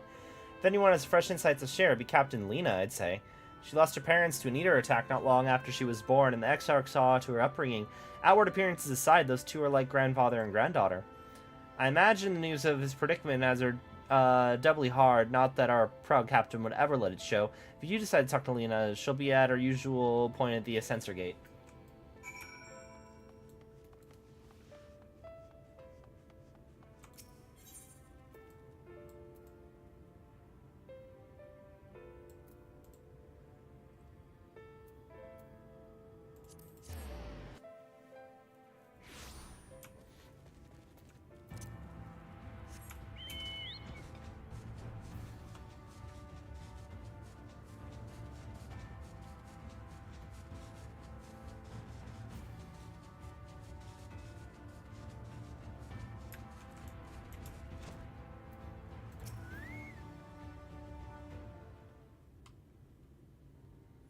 I told you you'd awoken.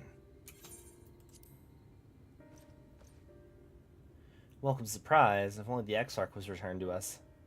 He was taken by this rival of yours, was he not? Your companions mentioned that they had an idea of where to find him. And so I bristled when they asked for patience. I did not understand their hesitation until I saw you had fallen. Only then did I realize I had no business rushing ahead. Even so, the delay has been no less agonizing. The moment before he left to join you in Calusia, the Exarch entrusted me with a key. It opens the door in the ocular, a chamber known as the Umbilicus. This room is the heart of the tower, into which only the Exarch himself is permitted to enter. He bid me allow none into the tower once he departed. Only in the event that an army of eaters descended upon the city was I to access the umbilicus and awaken the defensive barrier. Never before had he left me with such instructions, but the battle with Vothri loomed near, and at the time I accepted the key without much thought. Since then, however, that moment is all that occupies my mind. When I recall the look upon his face, he knew some terrible fate awaited him. Tell me, I need to know what he feared, what battle you and your companions are truly fighting.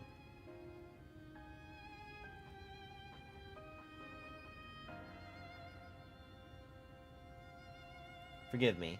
I trust in the Exarch, and I should not be voicing these doubts when he's not here to respond to them personally. But you have come to me with questions of your own, have you not? I see. I'm not the only one who burns for answers. The time has come to open the tower's heart.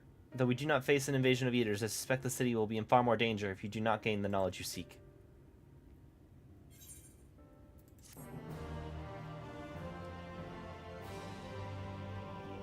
The umbilicus, the navel, the belly button.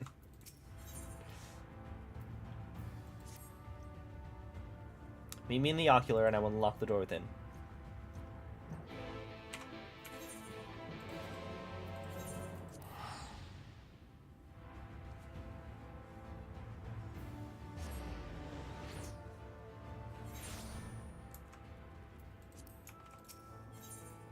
Nope.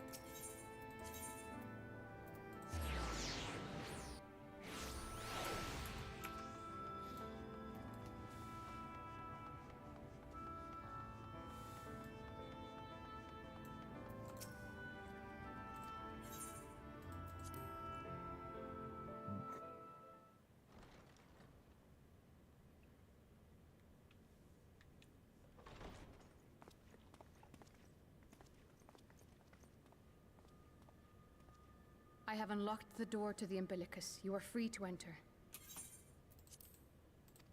Once you have what you require, I'll see it sealed once more. Until then, I will remain without.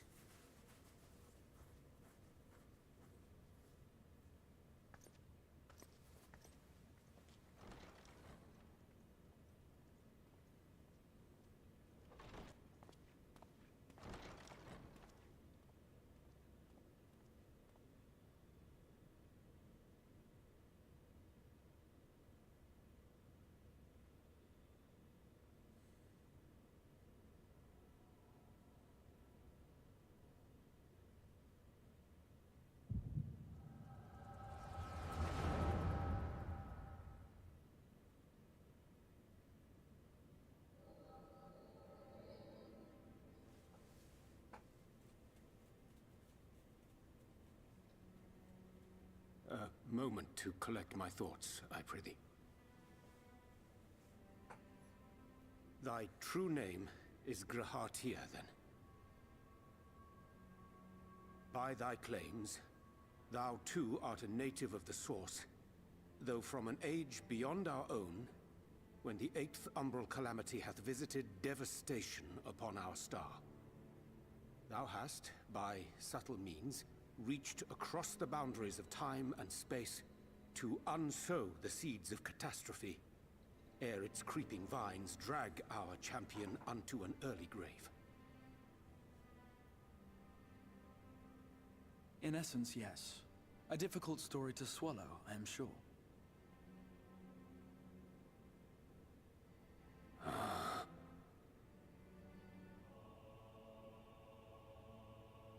I doubt not the veracity of thy words, not the account of thy coming, nor that of the fated calamity.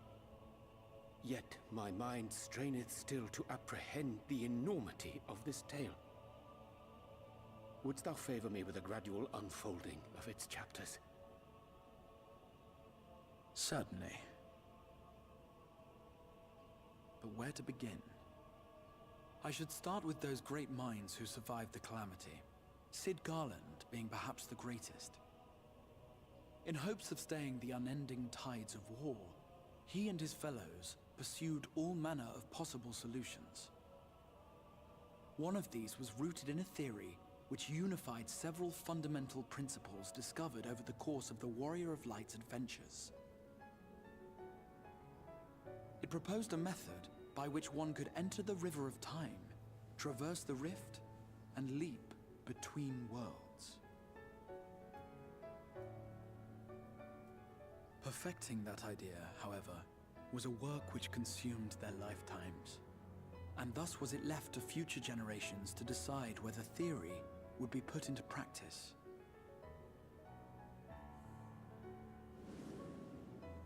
But all the while, the world continued to burn. Hope was a feeble outpost, beset on all sides by thievery and misery and murder. People cried out in despair, "There is no hope, we are finished. Mankind is finished." Then others raised their voices in answer. Though we be beyond salvation, those who came before may yet be saved. We will forge a crossroads and pave the way for a different future. By the wisdom of our forebears, we will prevent this calamity from ever having come to pass.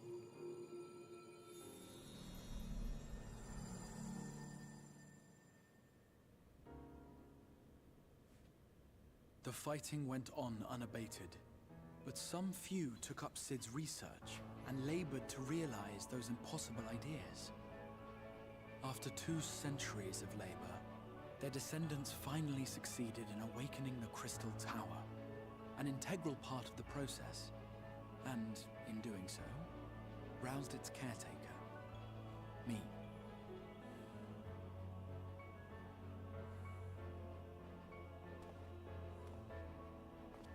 By this stage, scholars had largely established the phenomena underpinning the rejoining, and identified the first as the shard which precipitated the 8th umbral calamity. This grand structure was already capable of storing the energies required to attempt the translocation. All that remained was to augment some few of its functions based upon the theoretical models of Sid and his compeers. And by means of such technologies didst thou effect thine arrival in the first, to an age before this star had joined with the Source.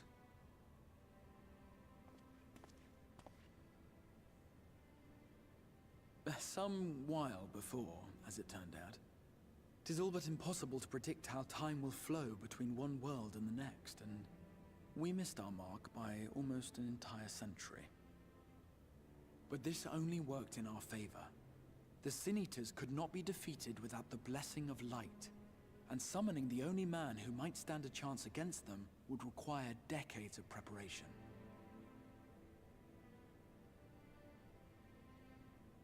An undertaking of scarce credible endurance. That thou hast kept thy plan from falling into disarray these many years bordereth on the miraculous. Yet howsoever history be rewritten, thy present self was shaped by events which followed the calamity. Should said catastrophe be averted, the very skein of thine existence will unravel. Surely thou hast foreseen this. I am aware of the consequences. 'Tis for that very reason Sid and his colleagues bequeathed their legacy as an offering, and not an edict. To give all of oneself for the happiness of others, and with no promise of reward. 'Tis a hard thing to ask. Harder still for those condemned to survive in a world which pitted brother against brother. Indeed, you are right to call the execution of this plan miraculous, though the force which held it together was nothing so inexplicable. It was him. The warrior of light has been our unbroken thread.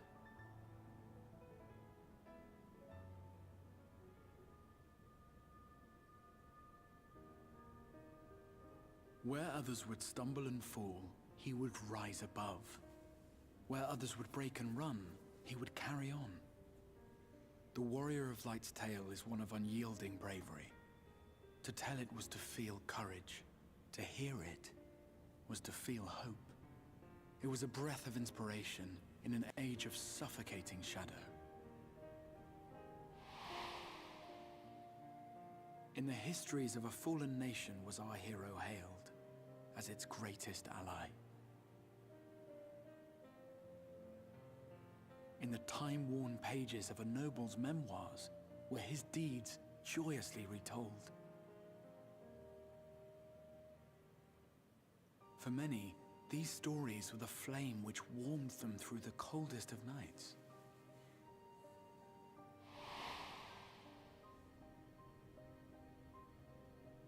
And so it should come as little surprise that the plan found no shortage of volunteers, concerning as it did the Warrior of Light himself.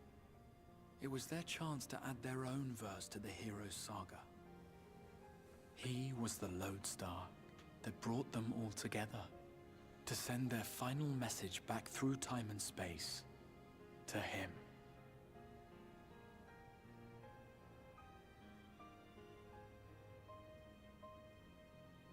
The light of your legacy was our torch in the darkness. Burn bright again and live.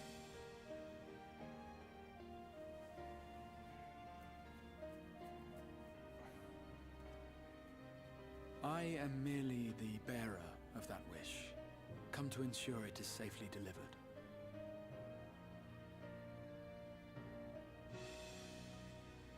Wherefore sharest thou this burden with me and no other? What wouldst thou have me say? Because at this point, Eorzea came first. You will be my accomplice?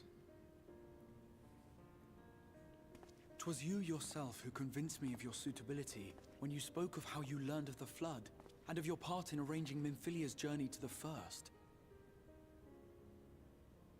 Your actions showed uncommon resolve. 'Twas clear you were committed to the cause of saving this world. I knew I could trust you to choose the right path forward, even if that choice came with a heavy price. Thancred came first is what I mean. Eorzea was the second, I think, who came over. What price?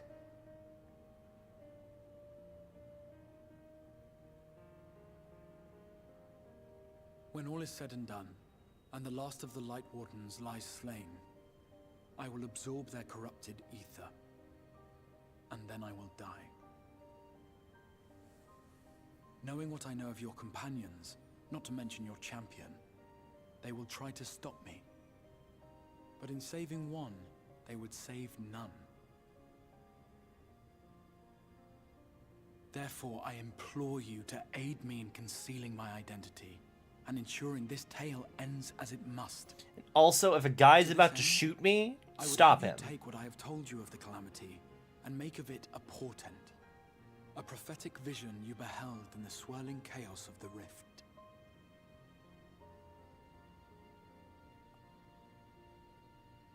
Is this truly thy wish?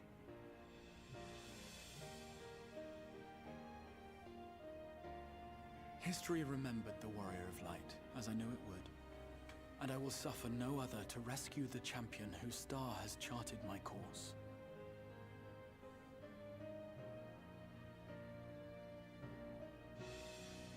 I will see this tale to a happy end, my friend. There has been enough tragedy.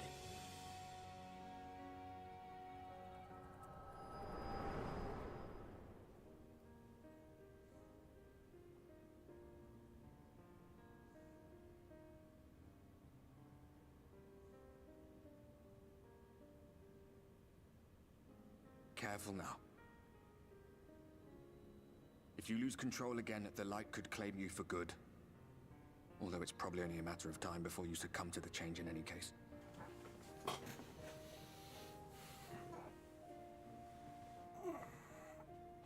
What do you mean to do?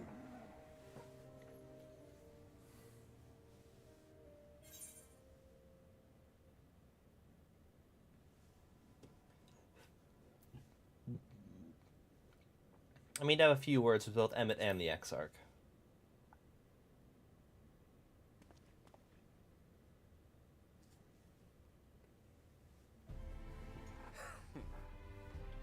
We should be on our way. Dacian mentioned the Tempest, did he not? That's the stormy seas around Calusia to you. His lair must be down there somewhere, hidden beneath the waves.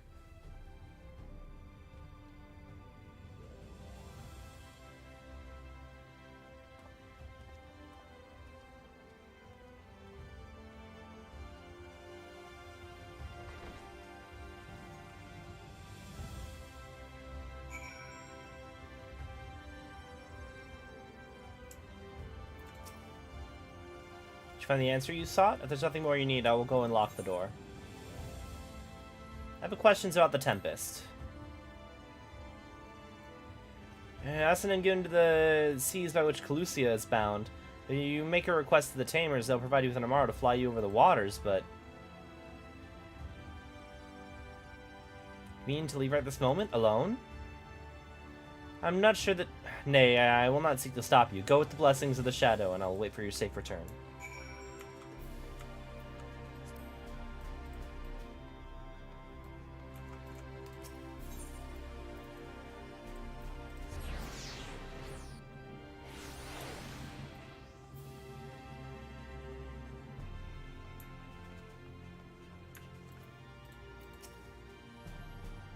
Alright, Morrow, just a moment, I'll saddle our swiftest beast to fly you to the island. To the open water, to the depths of the Tempest. Our Morrow can swim, yes, but to reach the ocean floor...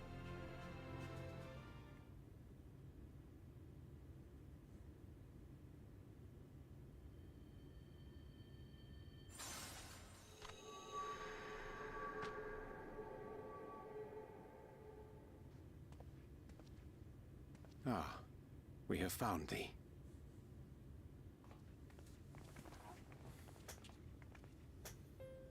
Word reached us of thy recovery, and thus did we gather with all haste.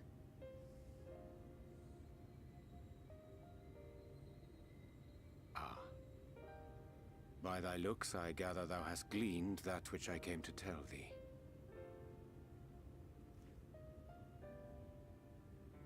Eorzea has shared everything with us. The Exarch's true identity and purpose.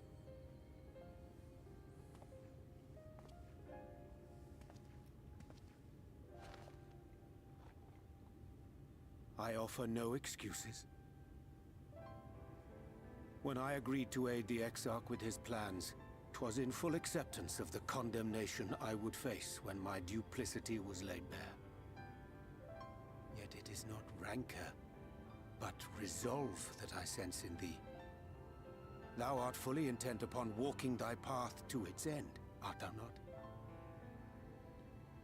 If thou canst forgive my deception, or, failing that, set aside thy displeasure for a time, I do beg leave to follow thee.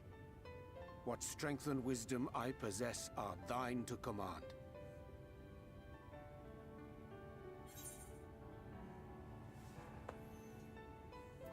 No more lies.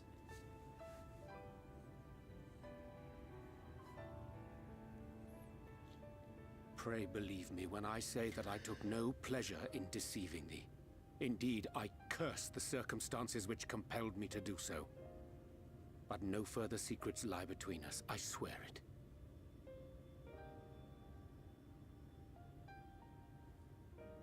I'm sorry, but I don't think this is a good idea.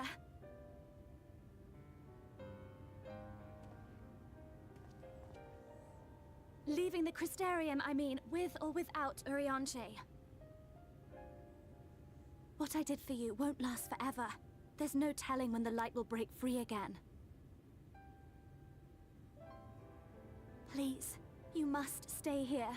At least for a little while longer. We will find a way to cure this, I promise you. How can you make promises? We don't even know where to start. Alisaie, please. You know Reen was only trying to help. Of course I know! I know only too well! But making promises you have no way of keeping is not a kindness. It's a lie. Plain and simple. We've all searched high and low for an answer, and every one of us came back empty-handed. I am not about to stand in his way now. Not after failing him in his hour of need. No! The least do is...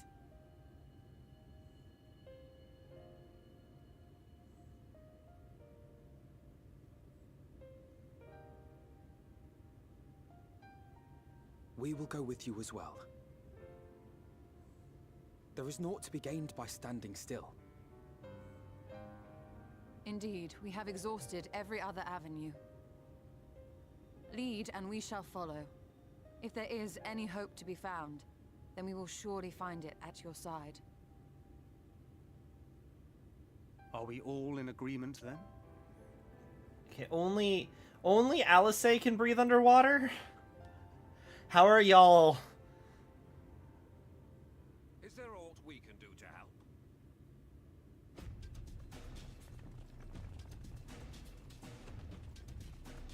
Though we may not know the whole story, we do know you're in for a fight. And while the Exarch's away, it falls to the rest of us to see the Warrior of Darkness is given a proper send-off. You told them! No! Well, not in so many words. Aye, we didn't need it spelled out for us. When the night sky appeared over whichever place you went to, it was harder not to put two and two together. Yeah, it's like how it... From the moment I heard that you and the Exarch shared the homeland, I had my suspicions. Long had he been waiting for a certain someone to arrive, and I knew at once that it must be you. Exactly. When he went up to meet you, it was clear it was no ordinary visitor. That spring in his step spoke volumes. I could feel his excitement.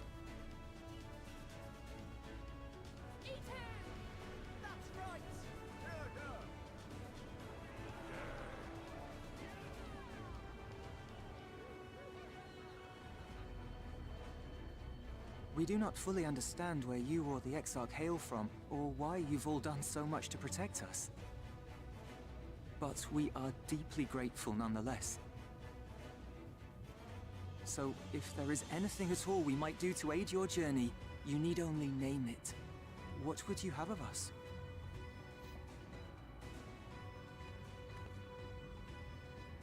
You might have invited them to join us, where there are not so many. But come, they are waiting. What is your will, O Warrior of Darkness?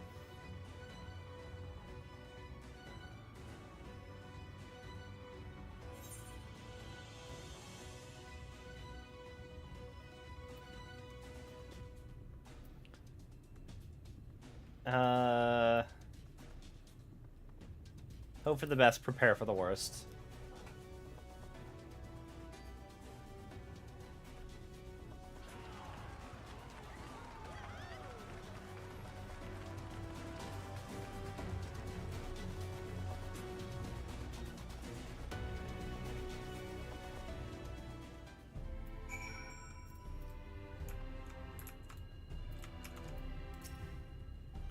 So, you know, don't look kindly on any further attempts to leave us behind. We do this together. I once said that I wanted to fight for Estinian, that I wanted to save him, not let him be sacrificed for our cause, and now I say the same about you. Gods know you spent enough time charging into danger on our behalf. It's only fair that we return the favor. Volunteers who journeyed to Calusia have all been safely returned to their homes. They've also assured us they will do their best to hold the Eaters at bay in our absence. There's nothing I can do to cleanse you of Light's corruption, but I do everything in my power to keep it in check. If the Warden's ether overwhelms you again, you will become a Sin Eater, so please, save your strength for when it really matters. Thou didst plan to commandeer on tomorrow for thy journey to the open sea. I fear the following dive down to Emetselk's underwater abode would drain even thy legendary stamina. Thus, during thy convalescence, we considered the most efficacious method of reaching the depths of the Tempest, and I believe we have arrived at an elegant solution. Yet, ere we discuss such a step, I suggest thou doth conclude such pressing business as to remain to thee in the Crystarium. Once the sea closeth above our heads, we are unlikely to surface again until our deed is done.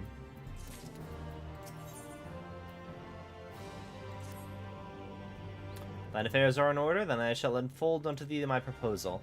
Our destination is the ocean floor, yet our goal is not simply to arrive there. Nay, we must needs have the means to breathe and fight freely. Thus would I petition the aid of one of the Fae, a being with whom I have yet to meet face to face. Rather than waste words on explanation, I bid thee follow me unto the hamlet of Sullen, which lieth to the south and west. All will become abundantly clear, I promise thee.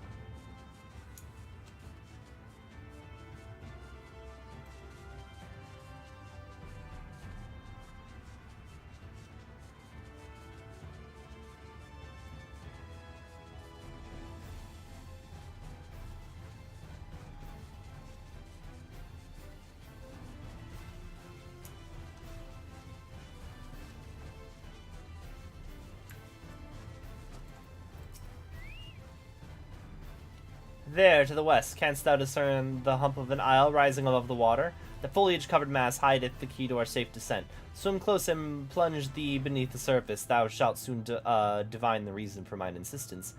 Though it be much to my shame, I can but flail and flounder while thou mayest glide as a fish. I shall board boat to the island and spare one and all the spectacle of mine inept strokes.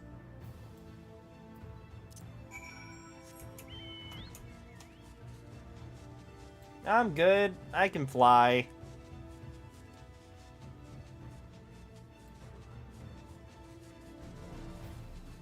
That's called the source.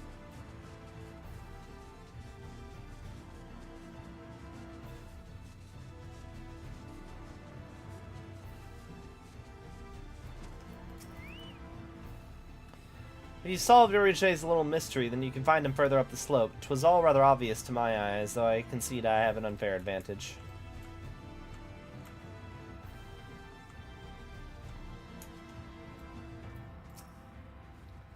Even seeing it up close, I'm not sure what's so special about this island. It's alive? Locals call this the Isle of Ken, which I presume must refer to knowledge. Either that or someone's being awfully zealous about marking its territory. If thou wouldst divine the secret of this isle, I prithee inspect the view from beneath the water's surface. Oh. I have to go underwater. Like, it's enormous. Assuming the geography's correct, this would be the mirror of Silvertear back in the source, although the size hardly compares.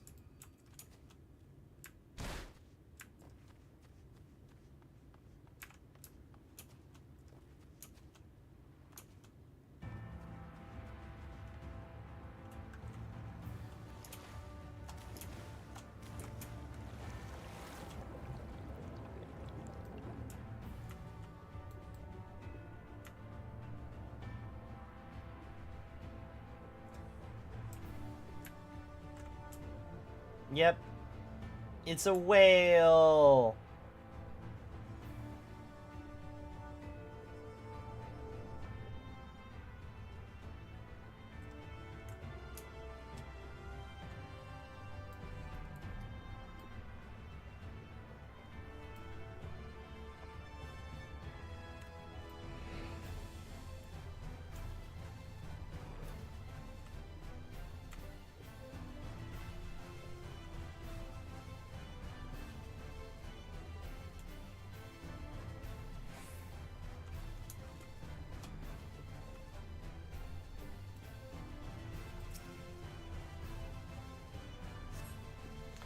Slabs of rock seem squeezed together here. I've been given the impression of giant stone islands.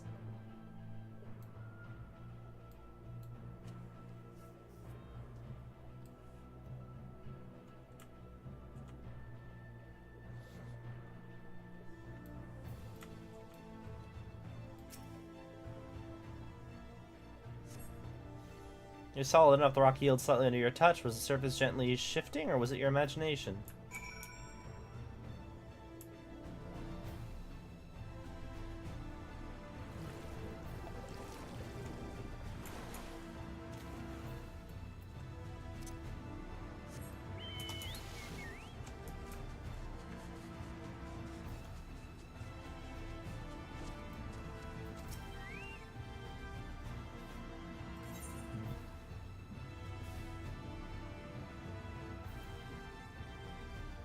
As we have certain primal.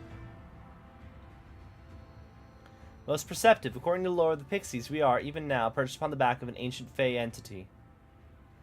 Its name is Bismarck, the self-same title by which we know the great feathered whale revered by the Vanu Vanu of the Source. I would enlist its aid to bear us into the deep, and thence banish the water with an airy sphere, alike in form to the domes which do shelter the hamlets neath the Ruby Sea. Within its compass we may move unencumbered, and defend ourselves when our battle cometh, as it most surely shall. Now I must needs ask for silence while I make my supplication.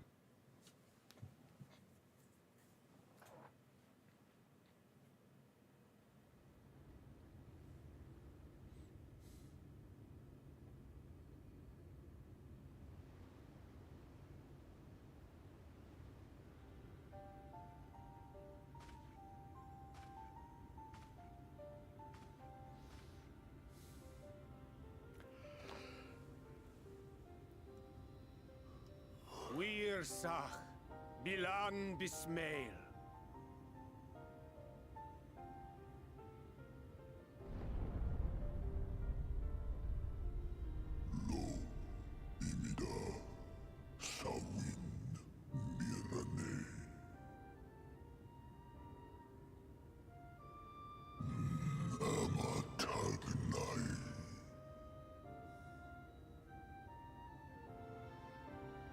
Fallen si lor wislan. Ada si alinal.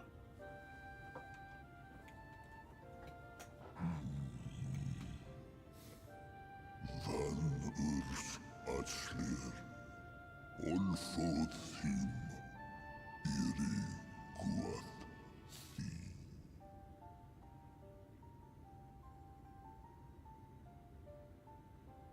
Oh dear. I don't need to speak Fey to know that didn't go well.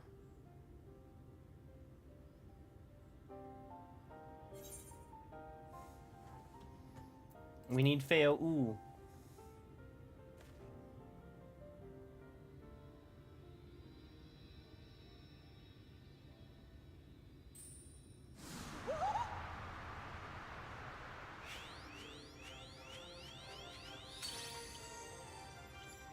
My snake yak! You've learned to call me at last! And where do you go? On a trip? A journey? I knew you wouldn't give up without a fight. Oh, my precious mortal, I shall help you in any way I can.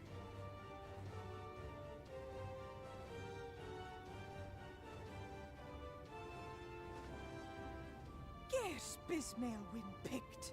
Van dromi drom jakom. Van red rithje.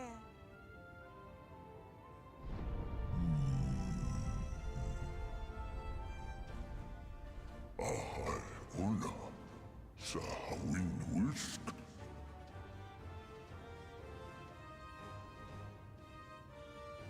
Isne rim. Sor vierlo.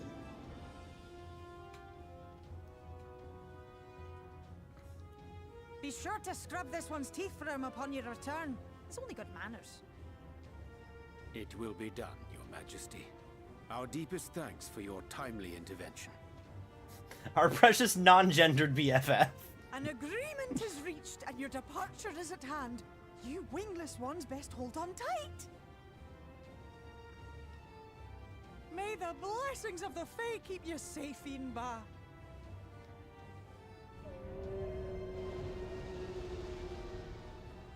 Lo fallo ruis. Van in narsitar. Dir sitagnai.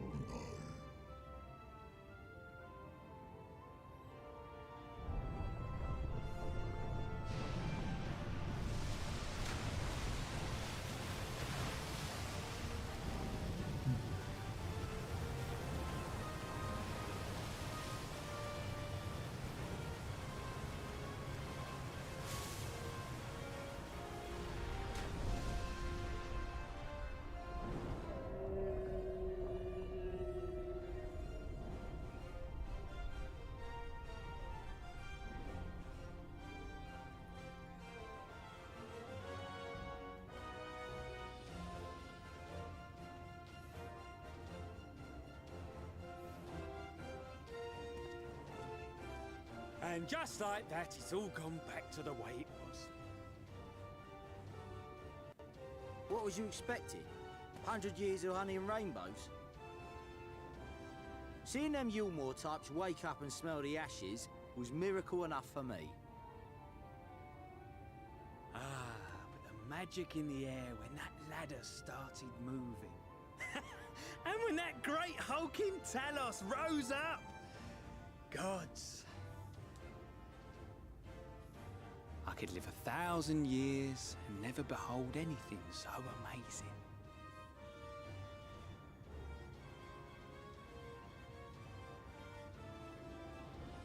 What the? Do you see that?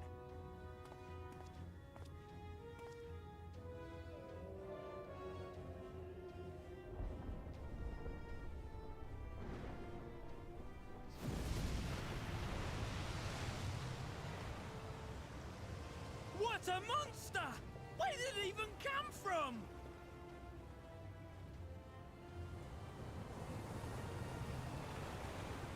Whoa there! It's not stopping. Run! Run!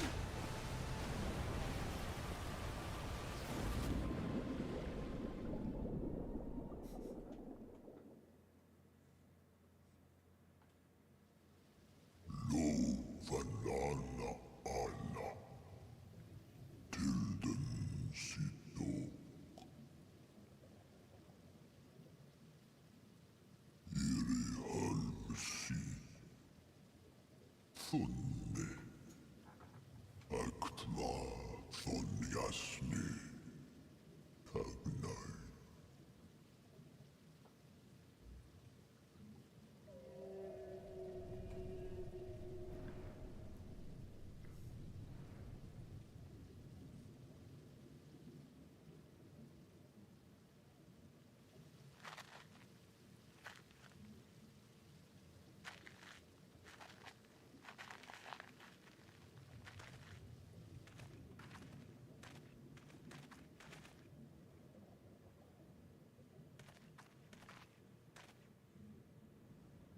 Wow.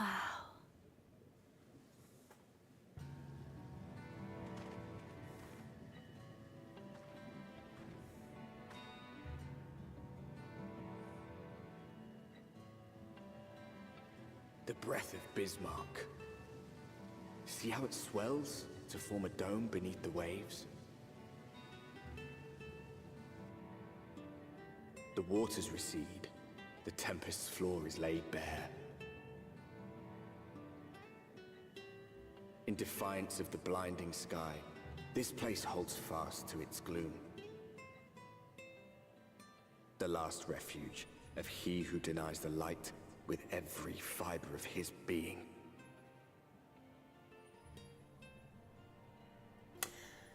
You stand at the precipice, hero. Journey unto the heart of darkness. Finish it. So we need a whole bunch of ether to kill an Ascian, so I think I just pour all my light into him and he dies. Eorzea endured much playful attention from the Pixies to learn the lore of Bismarck. He's nothing if not a dedicated scholar. With all the water out of the way, we'll be able to venture quite some distance. Emmett Selk must be hiding around here somewhere. It's amazing, I can't even see the surface. Bismarck must be powerful indeed to create a dome of this size. I can only pray to whichever gods are listening that it continues to hold. I remember being impressed by the domes of the Ruby Sea, but this makes them look like a bubble in a stream. Full glad am I that Bismarck was true to his word. We arrived in the Tempest safe and dry. 'Tis here that we shall find the lair of Emmett Selk, and, I believe, the imprisoned Exarch as well. For an Ascian alone, it is of course a trifling matter to flee unto the rift, yet I suspect such travel is nigh impossible with a mortal in one's custody. Nay, he would not soon risk his prize while the Exarch's very body serveth as the key to the Crystal Tower, and its powers of temporal transportation. Thus I am all but certain that this underwater realm harboreth both our friend and our enemy both. We have but to find them.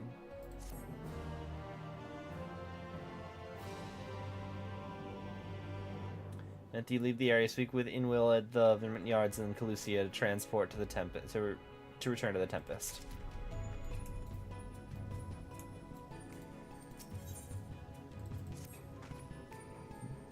That's where we should begin looking. I rather doubt Emitselk will be sitting around out in the open.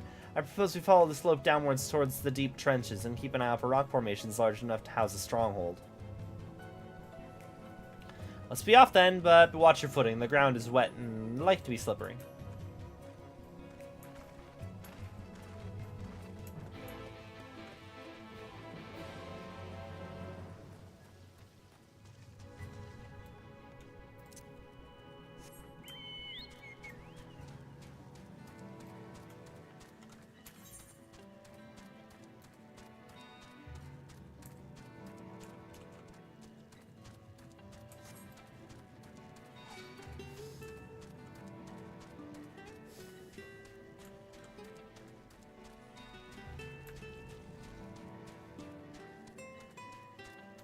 This has to be some kind of, like, ecological disaster.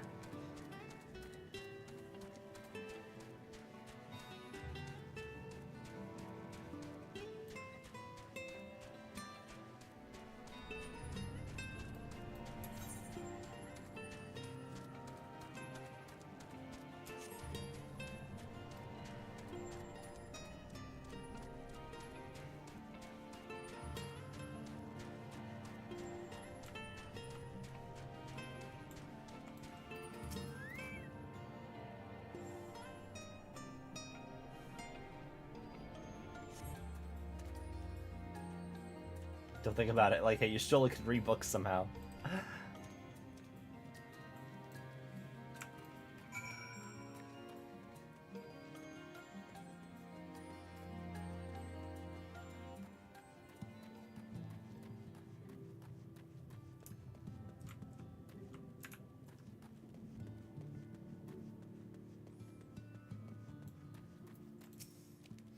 Feeding our people is more challenging these days. With every catch there are fewer fish. We must consider alternatives. One thing we'll never consider is leaving this place. It's our sole refuge from the killing light in the depths.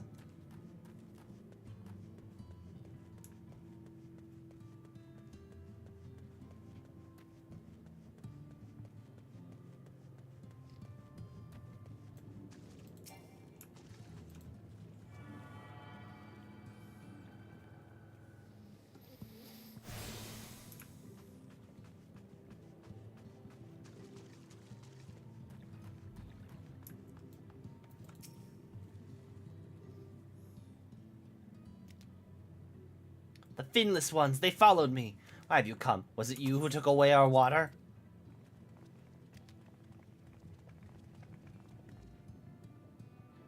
Ah, so this is where the Ondo make their home. I had wondered. Pray forgive us any inconvenience we've caused. We are not aware your people lived here in the Tempest. We need this great dome of air that we might conduct a most urgent search, and thus beg for your understanding. Chieftain, what are we to do?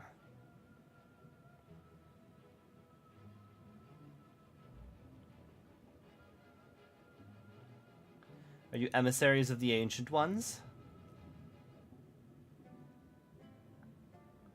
The mysteries have stirred. We have seen the illuminated land shining through the gloom of the abyss. If you are the emissaries, the chosen, I bid you welcome. If you are not, I bid you leave. I'm not sure I understand. Would you be willing to elaborate?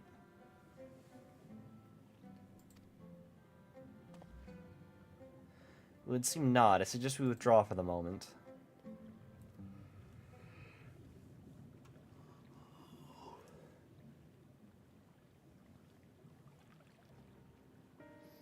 What's the plan? Given your condition, I'm reluctant to suggest lingering here.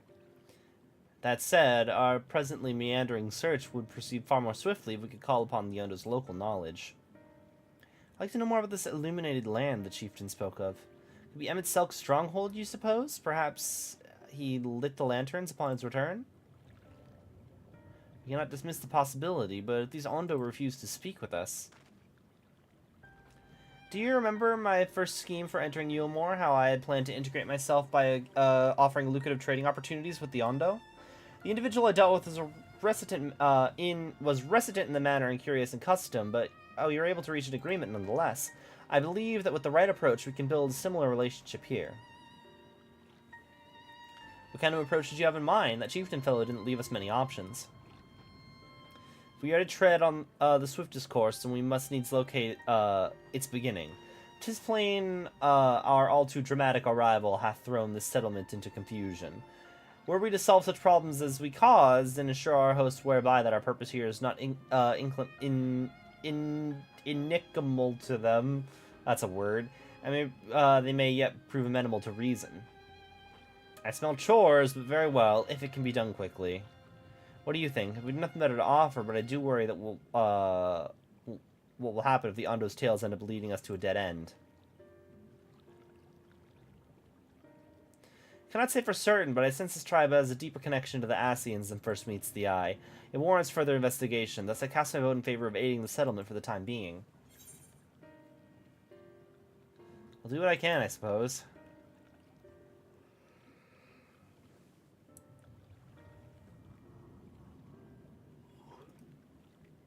It's settled. Yashola, pray proceed with your investigations. The rest of us will see about fostering some goodwill.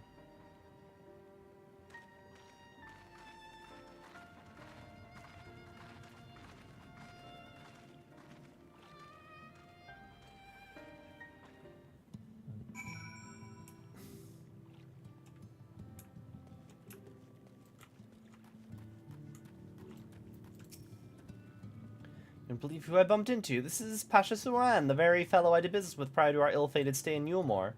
I waited, and you did not come. Then the mist still came, but his visits did not continue. I'm truly sorry, Pasha Suran. The things did not proceed as planned. Is there aught we can do for you by way of an apology? Perhaps. Where the dry return, a cavern to the north, is home to giant crabs. We do not fear the crab, for we are the swifter swimmers. But now there is no water. We run, they scuttle close behind, snipping and snapping with their claws. There are too many of them, too many. I believe I can be of assistance there. What of you? If you've found a task, you're most welcome to join me. Indeed, I should appreciate the company. Where the dry return has a rather ominous ring to it.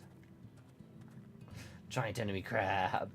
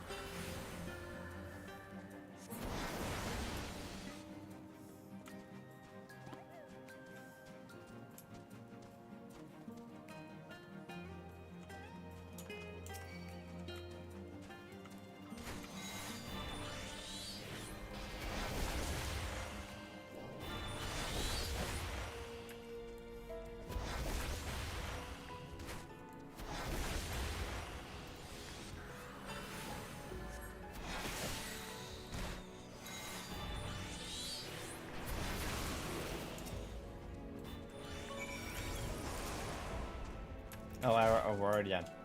Never mind, don't care anymore. Why is there no... Did I turn off background music by accident?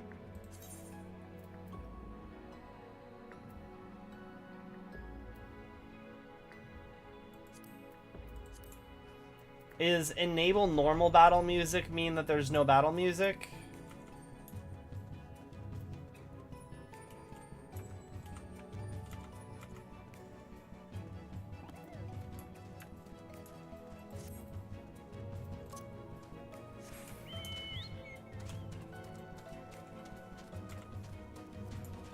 Let me see.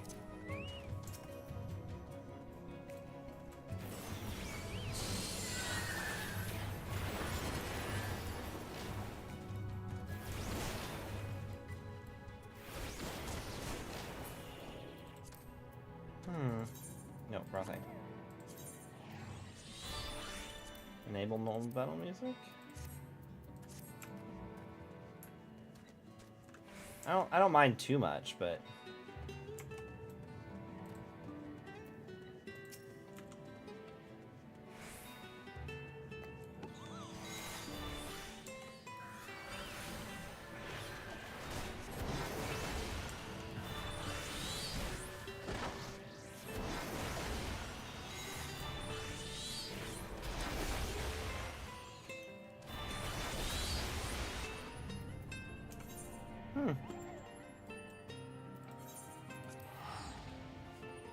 I guess it's just a thing.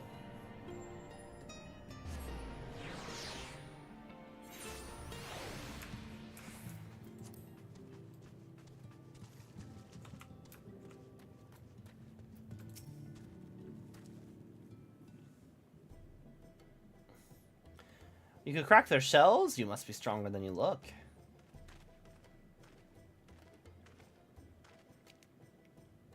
So you've reached your quota first again, and I shall never be your equal in such tasks. Still, I would say that we've reduced the local crab population to a far less threatening number. My thanks to both of you. You must have a reward. Nay, Pashtusuan, it was our part, this is part to be part of my apology, do you remember? Besides which, the lack of water is our doing, for which we must make amends. Might I convince you to tell us something about your village instead? I would very much like to learn more of you and your people. Very well. Before the flood came, it is said that our ancestral home was found in the seas to the south. It was utterly destroyed by the light. Only those who were hunting survived. They swam aimless and lost until they spied buildings here on the ocean floor. Strange buildings they were, and long had they stood underwater, yet somehow they had been spared the scars of time and current. These structures provided shelter for my people, protection from the tempest's turbulent waters, and the predators which hunted within them. Their very existence seemed a miracle. The first settlers pondered their good fortune. It was clear that the race who had built such wonders had guided their course, and from this they did discern the truth.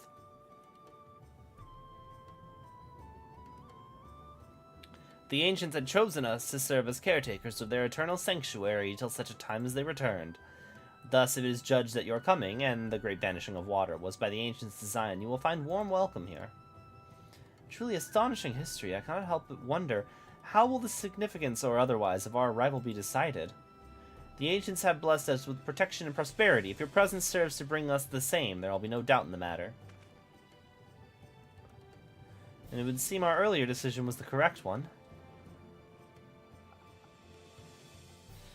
Thank you for the lesson, Pashtusuan, and we'll do all we can to assist your people. Should you desire our help with any other trouble, pray do not hesitate to ask. We should return to the task at hand, only do not overexert yourself, my friend. The risk far outweighs the gain.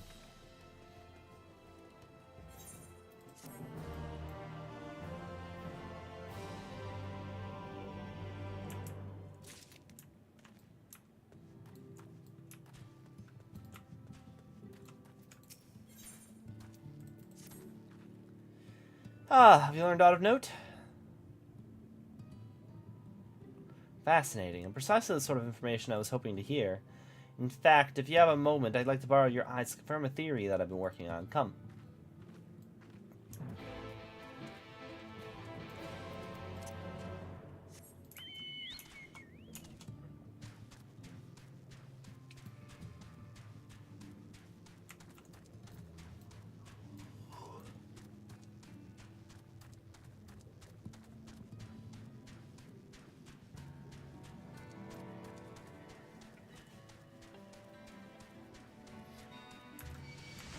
Oh, those are creatures.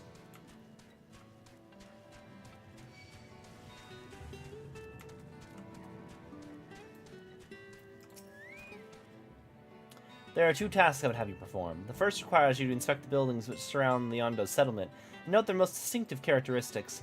For the second, I wish you to use this knife to tape scrapings from the one of the remnant walls. Pray be as thorough as you can. I shall be waiting here for the results of your investigations.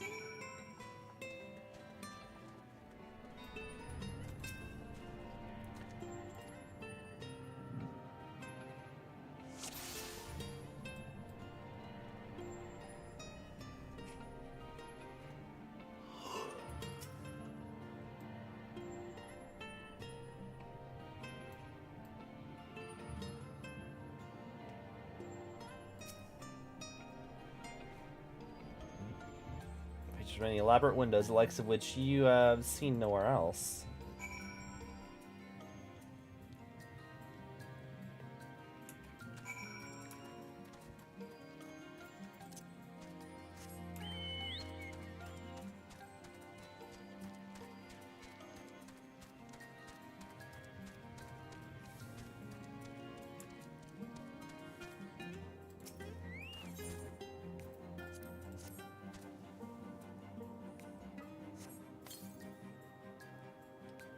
You cannot remove such as you set the point of the knife against the wall, but even after applying considerable pressure, you cannot remove so much as a flake of stone.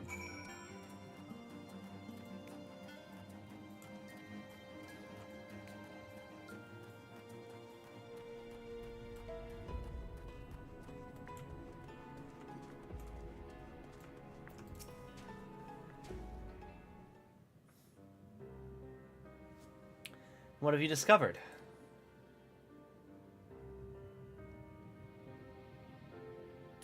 Yes, I would agree the windows are most distinctive. 'Twould seem the structure appears to be the same to both your side and mine. And you say you could not so much as scratch a wall, even with all your might behind the blade?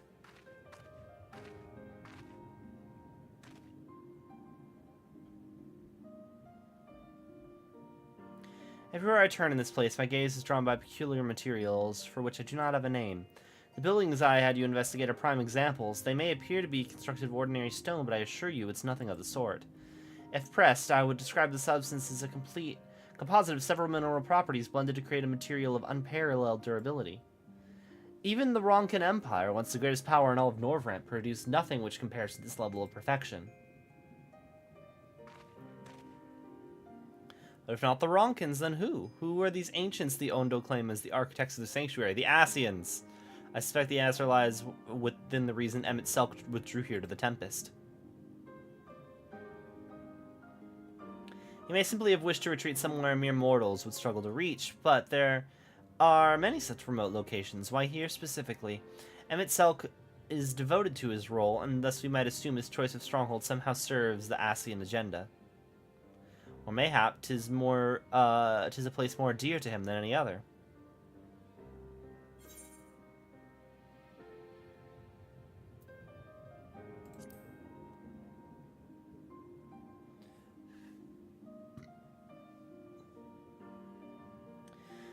That's my theory, that these structures are the remains of a time before history, of a star that was yet whole and unbroken.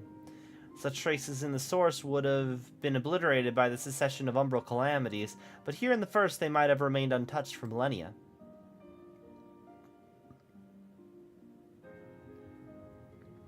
A copy of the mural in the Catania Rabble, Elmet presented it to me during my visit to Fano after our victory in Calusia.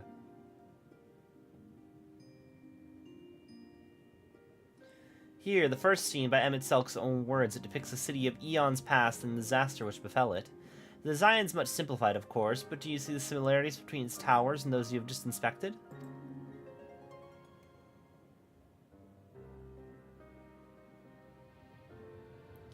We are close to the truth, I feel. Let's search the surrounds for another tower, one which matches the picture near enough to remove all doubt. From what I've seen, not more than sand and more sand lies to the east, and I hate sand. It's rough and coarse and it gets everywhere. Unlike you. And south holds no such structures. I suggest we try our luck for the northwest.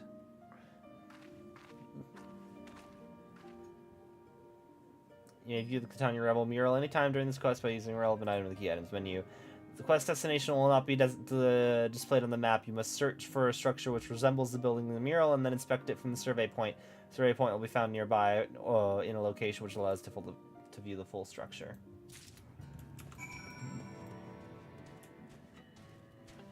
She said northwest?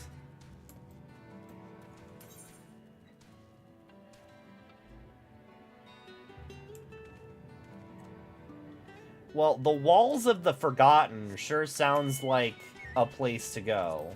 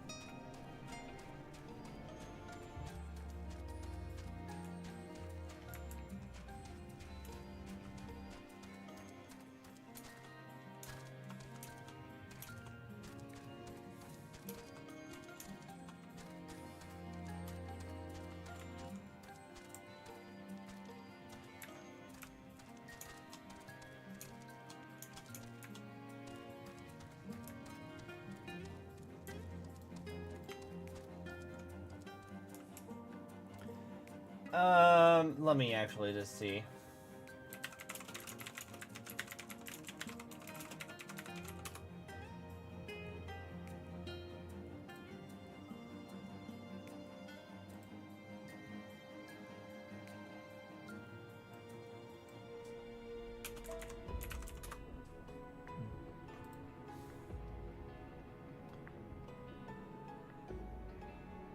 $22.11. I'm kind of close. No, that's the wrong direction.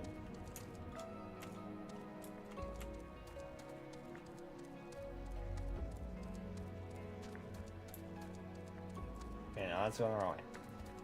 So, maybe that is the building I'm looking for.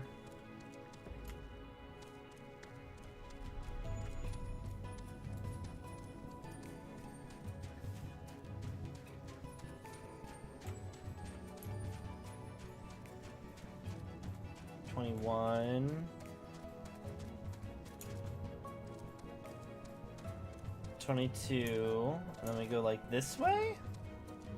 Other way. You sense the presence of a powerful mark.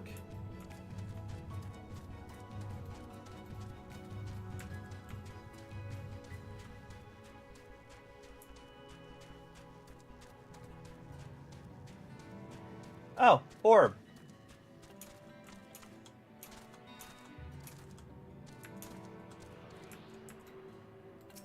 Oh, a hunt. Okay. Orb. Here we go. Alright, cool. Yeah, I found the building. I just...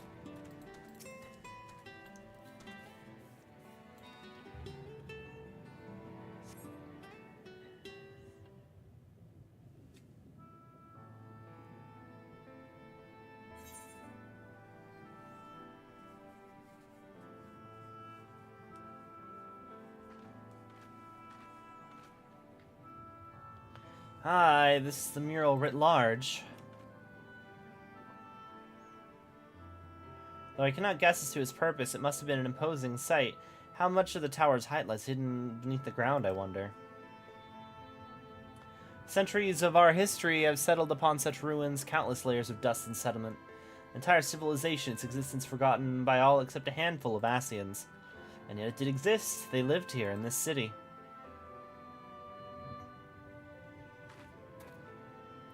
Let's focus on what we've learned thus far. The Ondo chieftain spoke of mysteries stirring, of land illuminated. Judging by his words, he believes this phenomenon relates to the ancients' return. Thus can we surmise that what the Undo saw shining in the abyss was, in all likelihood, yet another remnant of this age-old civilization. And who else would light the lanterns, as Reen put it, than Emmett Selk himself? 'Tis almost certain he's there.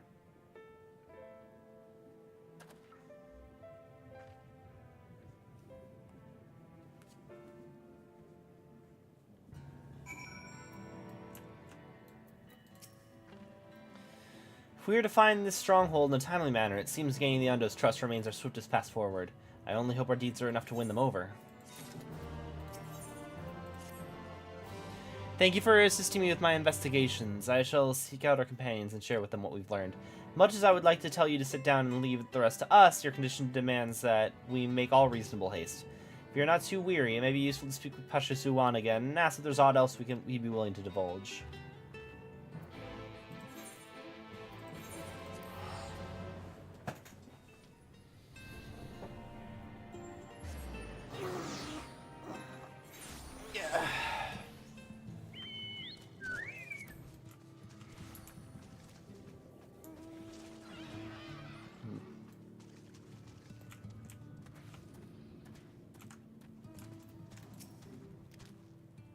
Alphino's friend, you and your companions have done much to repair the damage caused when the waters parted.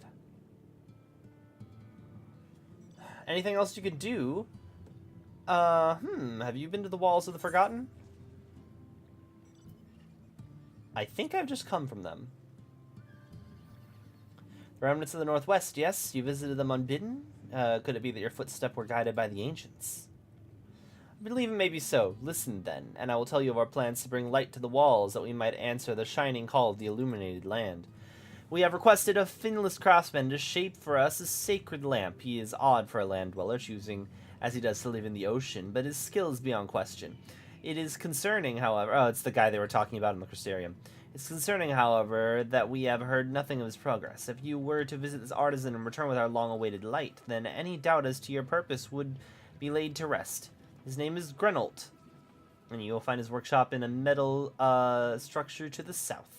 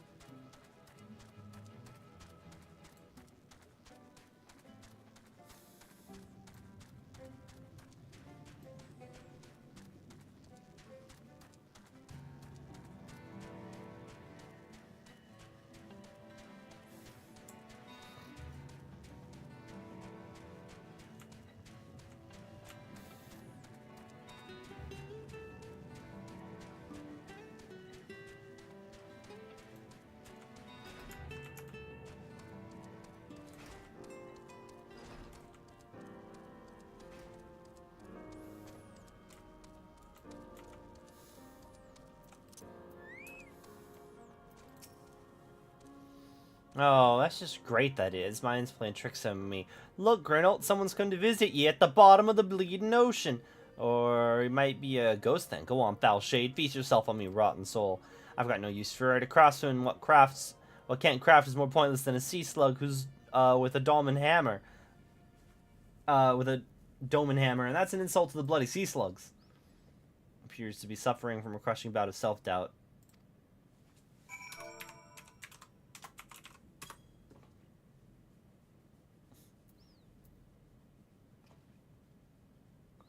You would be trying to raise me spirits now, would you, spirit? Not what I'd expect from a servant of the netherworld.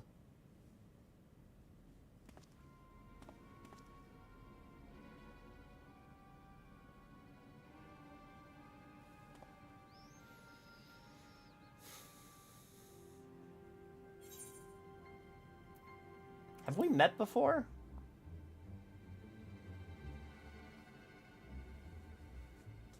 We might as well. We might have. Might be as you cross paths in the Crystarium, but I don't reckon we've been formally introduced.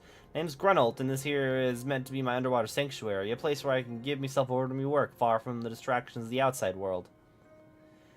And yet here they stand. Now, what's so damned important that you dive all the way down to the bottom of the bleeding tempest to bother me? Ah, the Ondo's lamp. God's curse me, empty head. I've not so much as made a start.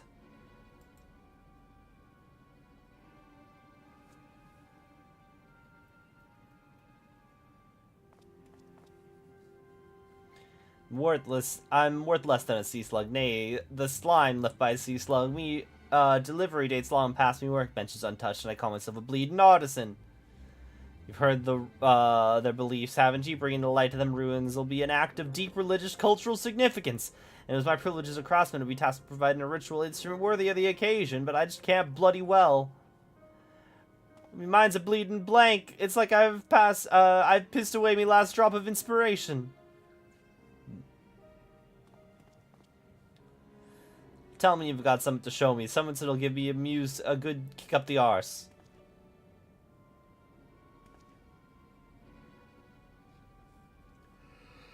The don't want to honor the coming of these ancients, so their answering light's got ablaze with all the right kind of brightness. Like the sparkle light caught in a crystal. But just being sparkly is not enough. You gotta dance with joy and sorrow and a sense of hardship endured. You know what I mean?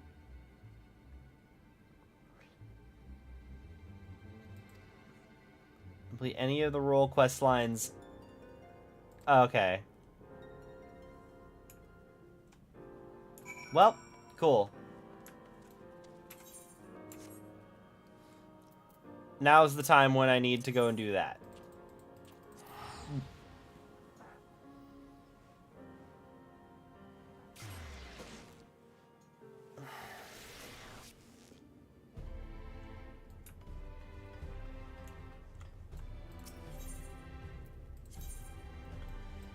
I know, like, yeah, I know that you're, like, imminently gonna die or whatever, but, like...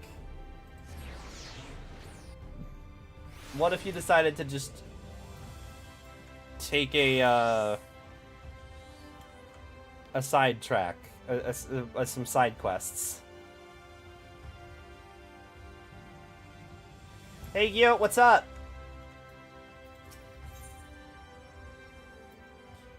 I'd like to just like random question, but like, if you needed to kill me, do you think you could?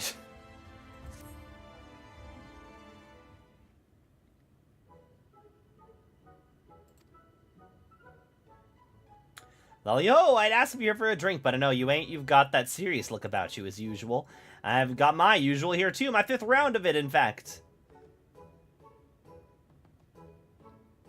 Why, so few, you ask? Well, I stepped away for a while to do some research, but that Moren bloke kicked me right out of the Cabinet of Curiosity, and then banned me for life. Spill a wee bit of meat in the books and he chases you out with the fury of 1,000 floods. That man could use a drink if you ask me. What's that glare for? Don't tell me you're siding with him over me. We're supposed to be partners. And after I worked so hard to find this new information on Sophrosity, drank so much, sat with those dusty tomes till not one, but both my buttocks went numb. So, did you find anything?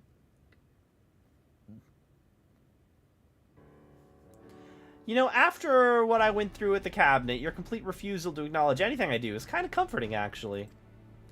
Anyhow, I did get some information from a reliable source, a drinking buddy of mine. Sophrosity was seen recently in the Raktika Greatwood. If we do some of our signature eater slaying in the forest, the chance will draw it out. I figure that sitting around thinking is getting us nowhere, and research can only take us so far, so why not? Maybe fighting it together will teach us something we couldn't learn otherwise. If we can't kill it, the two of us should be more than capable of getting a few whacks in and making an escape. I've fought it before and came away fine, mostly. So that's the plan. Meet me at Slitherbound, then we go a pummeling.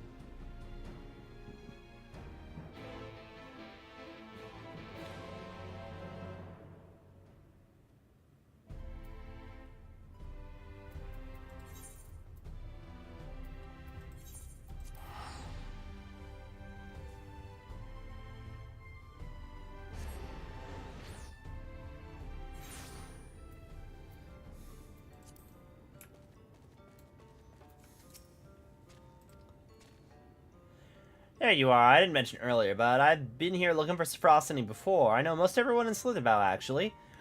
Sure, they seem an odd lot at first, but what with worshipping the darkness and all. But once you get to know them, share a few drinks, they're not bad folks. Make a fine wine, too. Shame you can't get it anywhere else. Anyhow, they've been helping me out while I enjoyed local spirits. Seems that Safrosony's shown itself in the blind forest of Yixmaja, east of here. Let's get there and slay a few sin eaters each, like we did before. See if that brings it to us.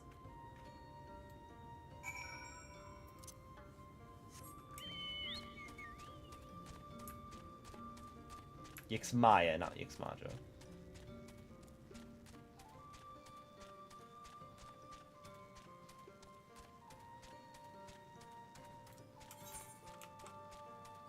I probably could have teleported. Oh well, it's fine.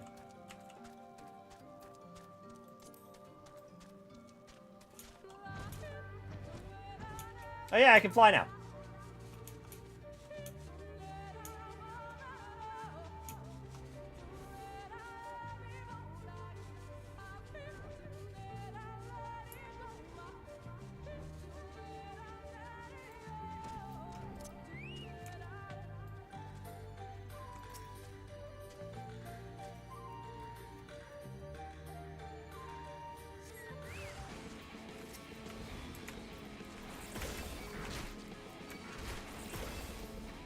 Oh, I should summon...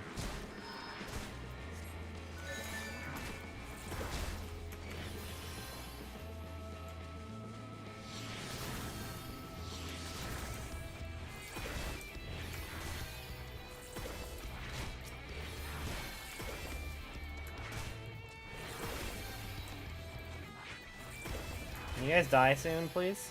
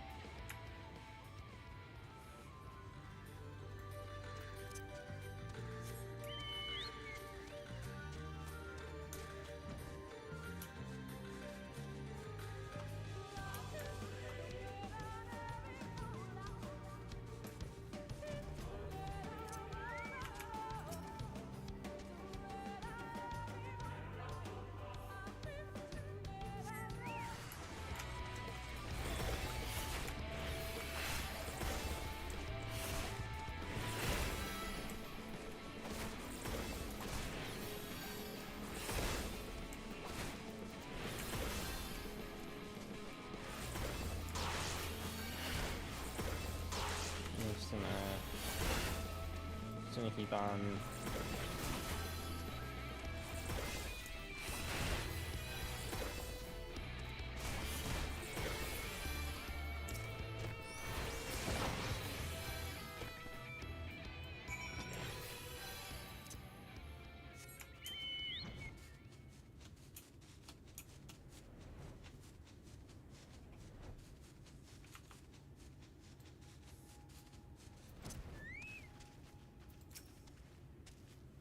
Looks good. Well, not good, but you take my meaning.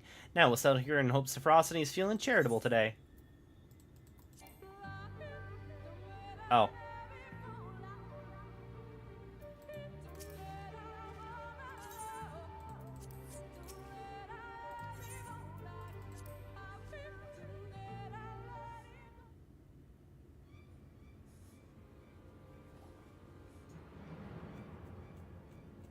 Where is it? I'm nearly out of wine. There! Don't forget, we still need to find out how it does what it does, so make sure you're watching, not just walloping.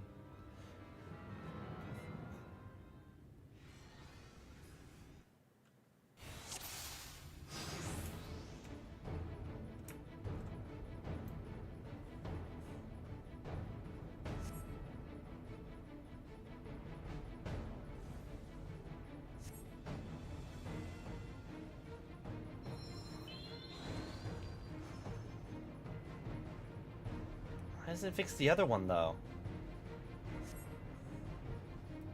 Makes our life easier, I guess. Charge!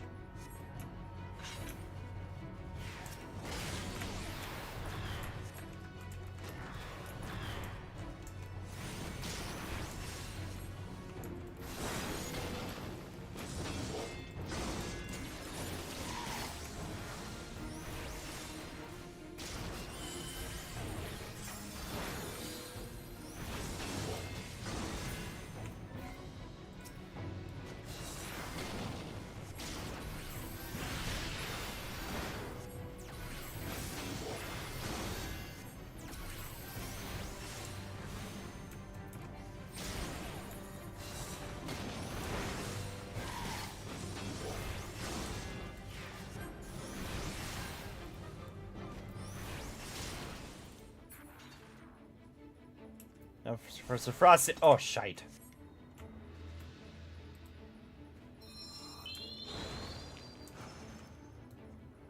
How does it do that so fast? I mean, honestly, it was kind of quick.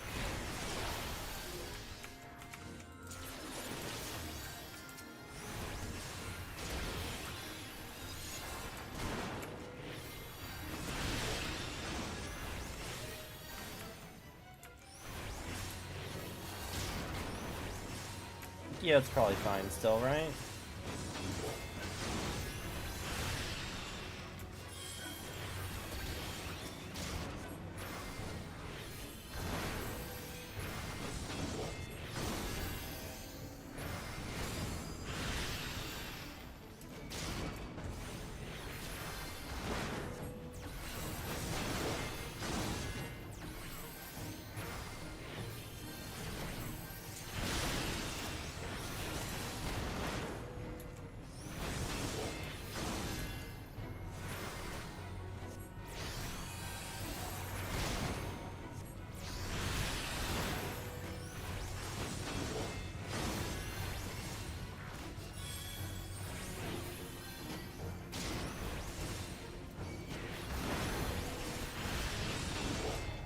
Ah.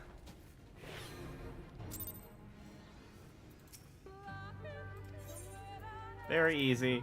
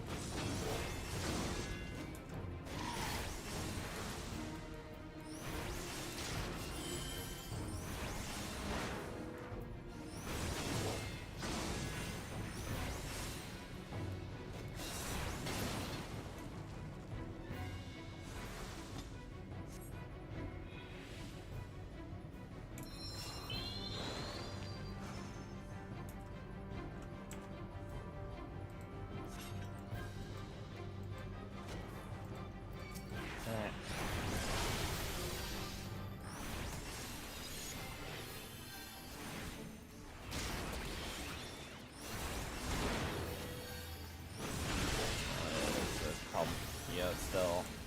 I think we're probably better off this time because I have it on easy mode.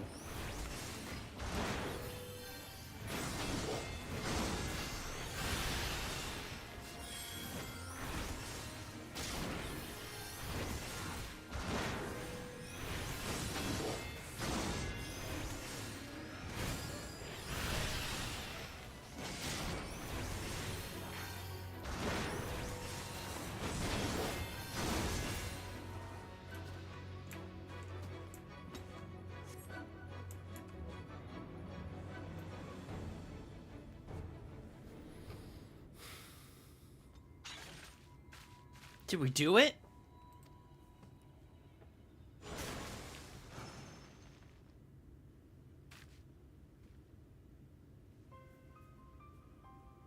Of course not. Healing magic. So annoying. No offense intended.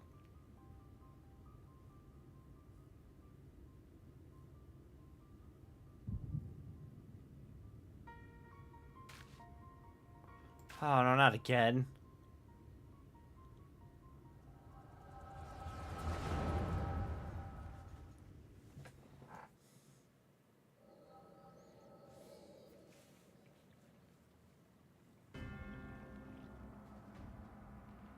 The Guardian. You excited, Limit?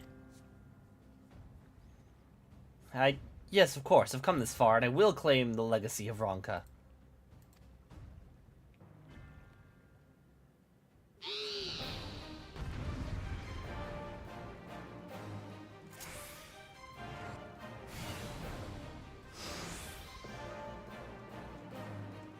Alright, let's do it.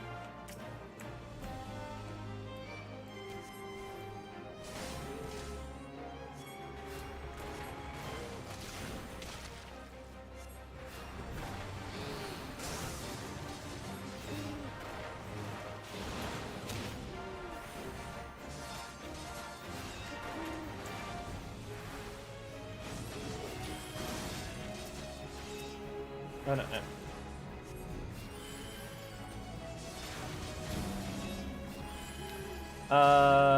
Probably.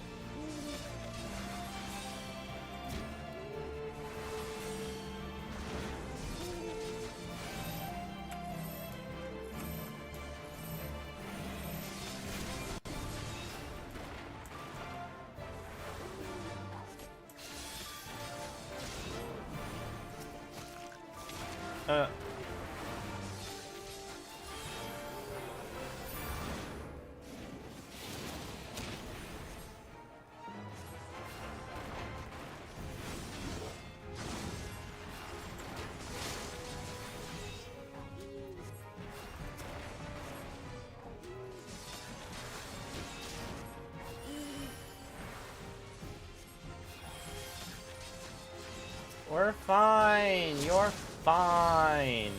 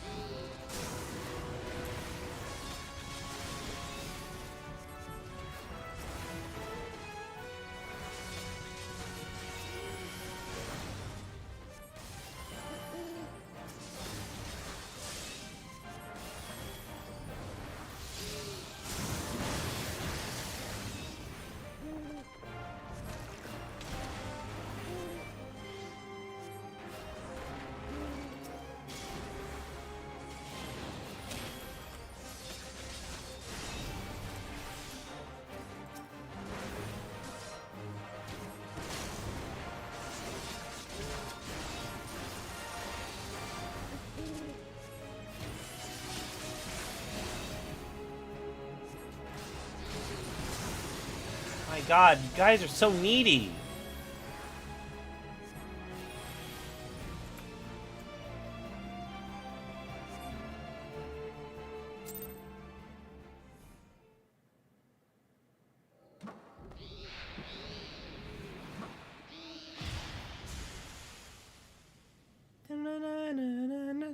Everyone all right? All's well. Now we get what we came for. The lost restorative magic of Ronka.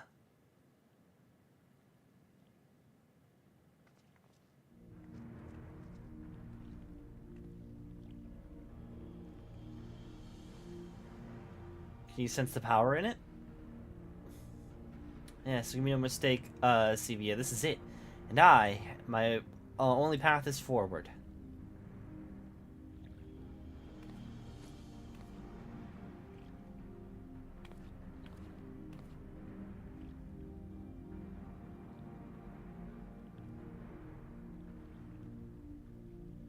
Wise Guardian, in the name of the Royal House of Ronka, I implore you, grant me your knowledge.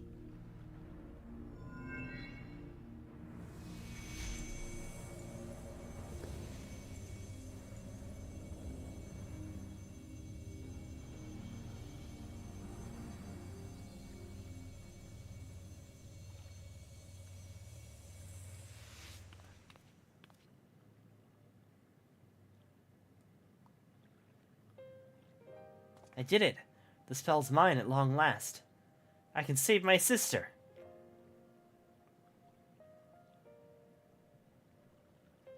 And you will. We'll meet up with Brandon and Nelbert, and then we'll see you home.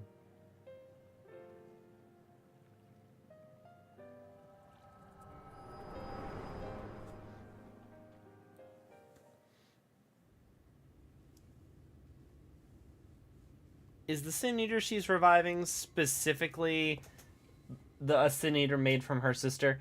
Hey, oh he of inferior beardliness, egg-face Hobson, get it together for stone's sake.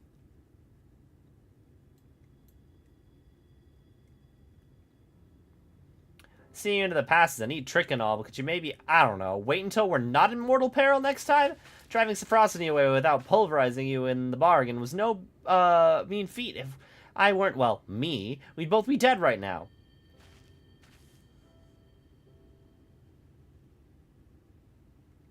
Hope you learned something worth the trouble, at least.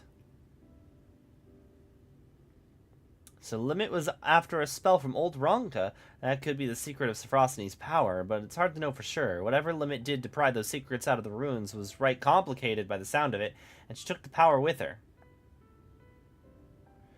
We need to think of how we can confirm what you saw. Maybe find out what that magic actually does. Over a nice mug of ale. No, mead. No, ale first, then mead.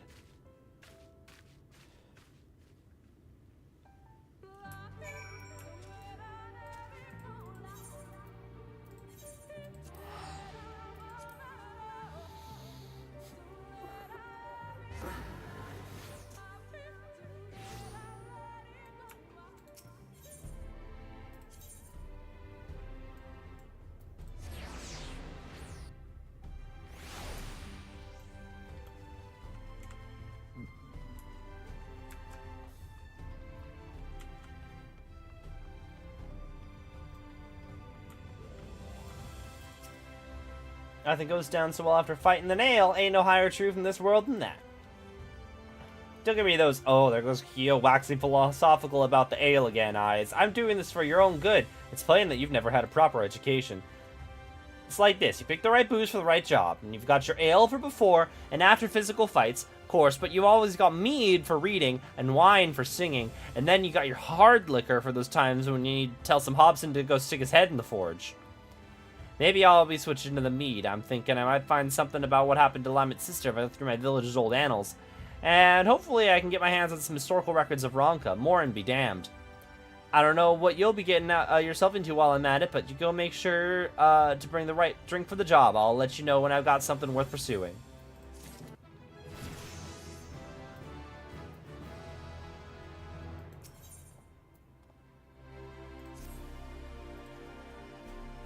There you are. I need less mead. You heard me, less, but more ale. Much more. Hey, you ain't the waitress. Oh, I know you want to say something, but you won't. You'll just, you think that'll just encourage me. Well, maybe that's what I want you to think. Or maybe you know that's what I want you to think. All this time I thought I was annoying you, but actually, nah, it can't be. All this rubbish about lost civilizations must be getting to me. I've read a dozen histories, and I still don't know anything about magic or of Lamit's. What I did find, though, is where she would have gone if she wanted to see her sister, and that's in Tomra. What do you say? Come visit my home. I'll be waiting for you when you go there.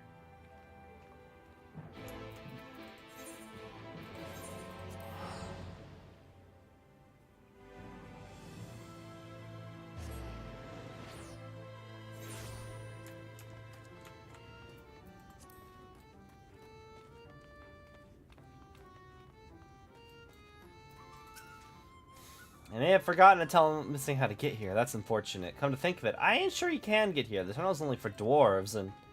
Where'd you come from? It was you folks that got the ladder moving? Huh. Can't believe you managed that, and didn't even tell me, just when you think you know a person. Yes, that's the joke. Anyhow, the place I want to show you is over there. Follow me.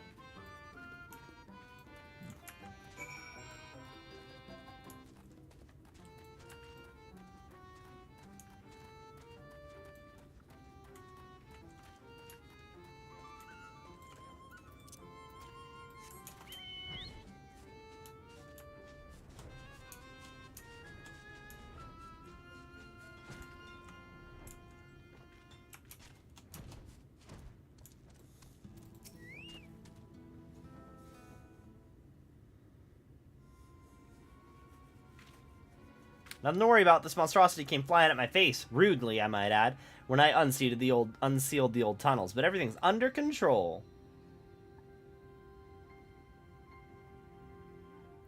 As you can see, I gave it an old-fashioned dwarven decking. Old tunnels.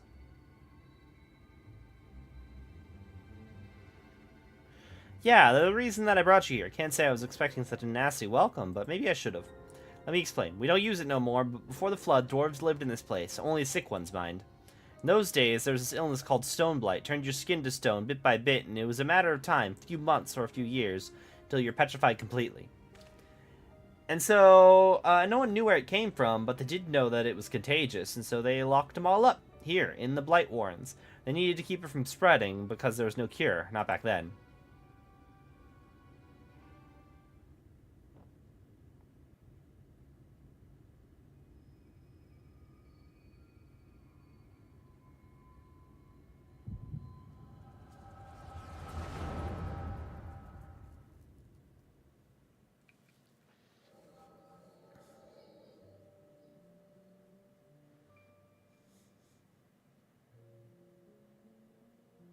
Lemmet, was it not enough to leave home without permission, or to return unbidden, bringing these strangers into our home? You know full well that entering the Blight Wardens is forbidden. How many of our traditions must you trample before you're satisfied?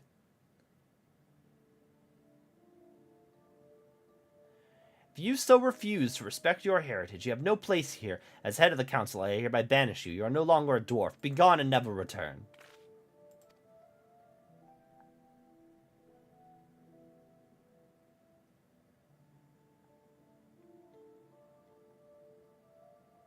Have you lost your wits? Lemma's just cured your people. Her sister and all the others. She left your village to find a way to save them, and she did. She did what no one else would.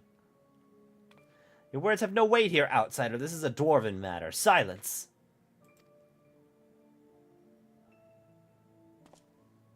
I will not be silent. You have no idea what Lammet's been through. That's enough, Ardbert. Whatever my reasons, I did break our laws, and I did so knowing this would be the result. I'll accept my punishment. I leave my dwarven pride behind today. Lammet. Wow, she shaved very quickly. If Lammet's leaving, so am I. You probably didn't think much of us after you shoved us here to die, but it was awfully hard to breathe, and we all took our helms off. If Lammet's going to be banished for breaking our traditions, then I should be too.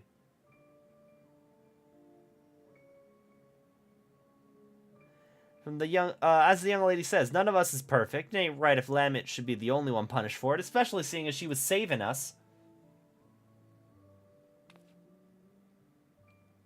Come on, exiles, we'll keep our faces plain for all to see and our hearts held high.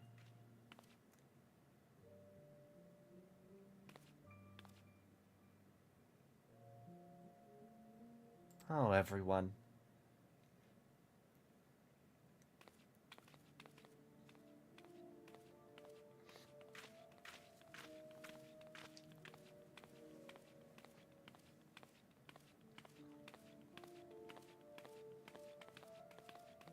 Heads held high, probably. I probably misread that.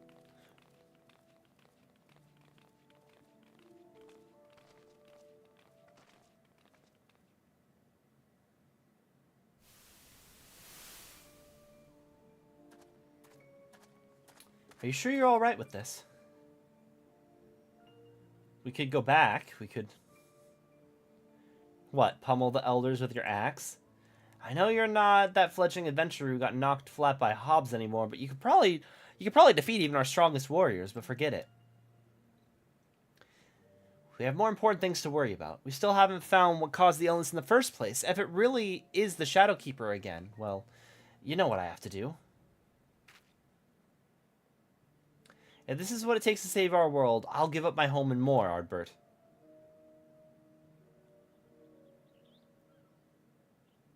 And anyway, it's not all bad. I don't think I really understood before how beautiful it is out here. How nice the wind feels.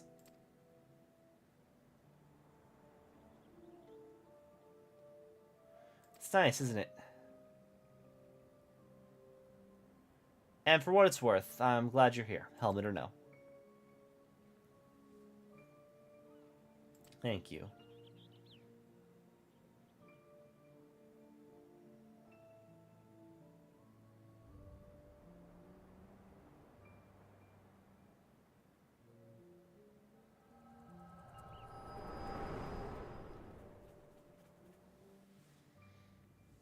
Was one member of the party evil? Hey, Hobson. Ugly. Look, I'm running out of insults here, and I'm starting to feel bad. Just wake up already.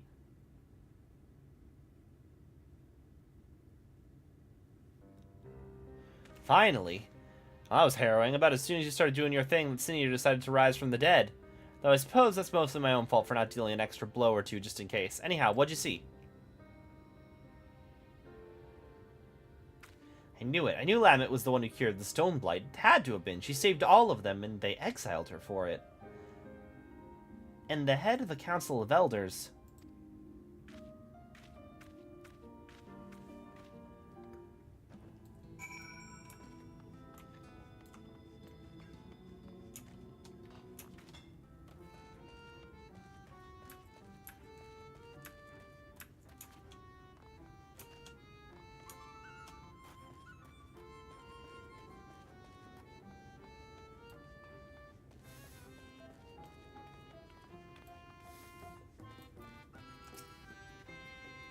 I suppose I wandered off. I got caught up in my own thoughts.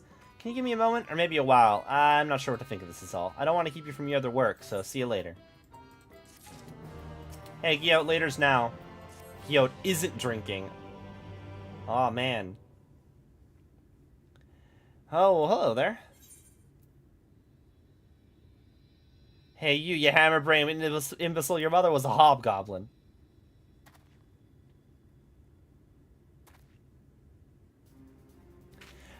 Some of that might be accurate, but my mother most definitely was not a hobgoblin. Are you sure you ain't getting her confused with your own mother?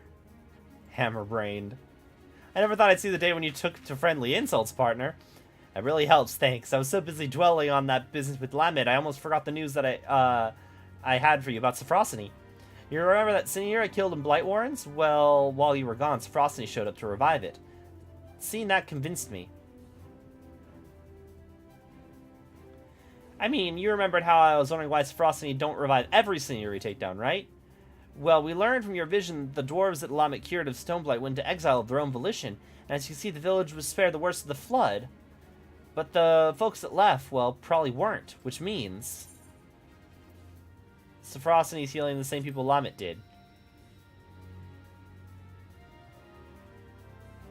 Right, it's the only thing that makes sense. Those poor souls couldn't go back to the village, so they got caught in the flood and they became sin eaters. And Sophrosyne's still saving them, even now. And it gave me an idea. As we figured before, Sophrosyne ain't alive, but Lamet wanted so badly to heal his dwarves that it's following suit, like a reflex his body can't forget. Last time Lamet saw those folks she healed, they were helmless, leaving their home for the last time. She probably never forgot the sight of them, and so Sophrosyne goes around healing the helmless dwarves to this day. See the solution, right? Helms! Incredible! It's the stupidest thing I've ever heard! Sounds too simple, I know. But it'll work, I tell you. Sophrosyne's healing helmless dwarves on pure instinct. Anyone wearing a helm, it won't think twice about, seeing as it don't actually think at all. Now, if we're clapping a helm onto Sophrosyne to keep it from healing itself, I can't say... whether clapping a helm onto Sophrosyne will keep it from healing itself, I can't say. It'll depend on whether the thing sees itself as just another helmless dwarf. I don't seem to have much in the way of self-awareness, so it's worth a shot. He also doesn't have much in the way of self-awareness, but yeah.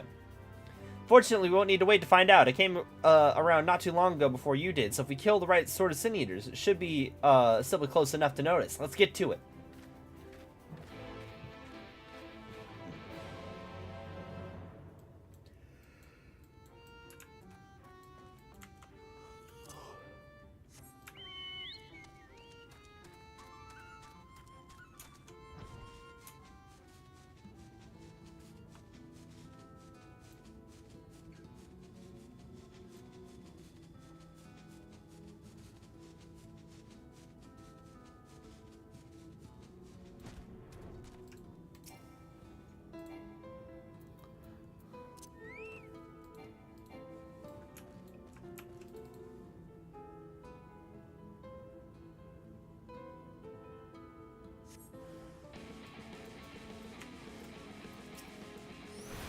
Oh, hang on.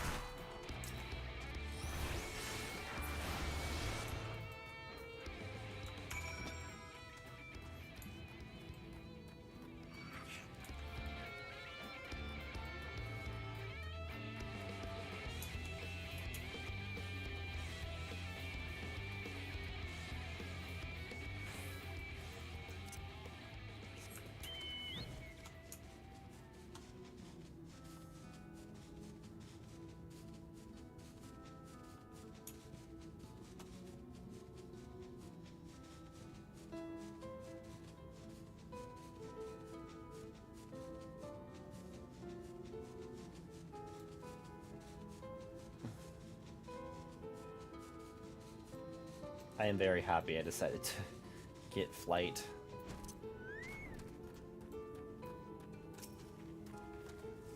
Right, so we got our eaters, we got our helms. Now we wait. Once Frosty shows up, we'll test out a helm on the bait first. That'll also save us from having to kill it over and over.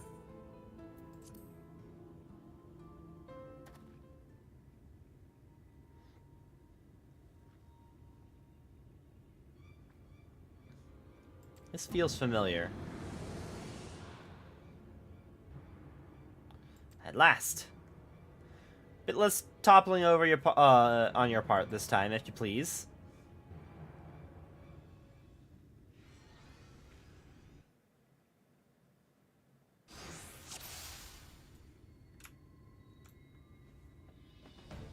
You're distracted with the healing the other one, then we strike.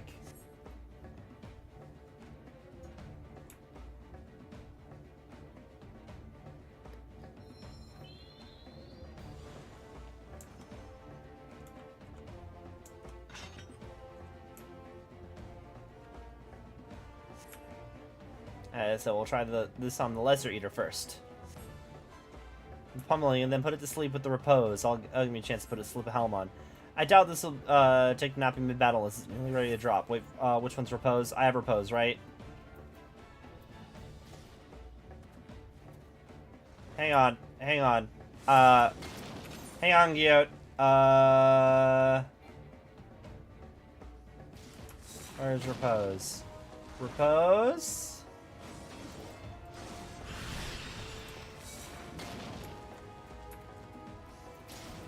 Roll. Okay, Repose. There we go. There we go. I'll do that.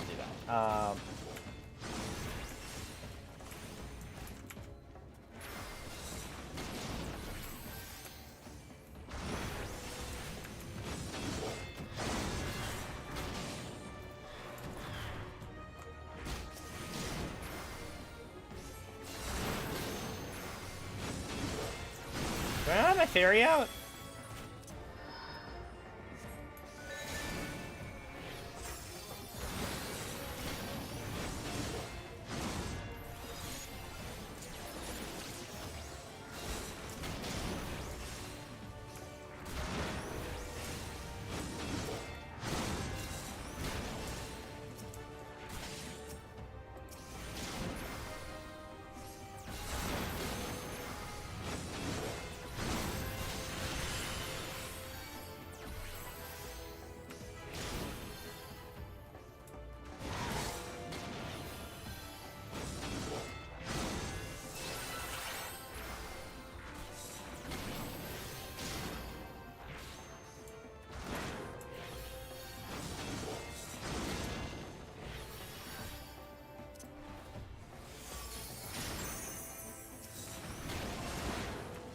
I need to get used to all of my healing skills, because I...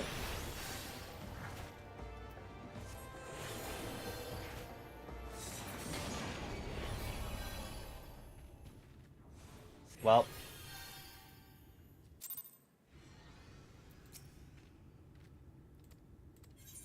Very easy, please.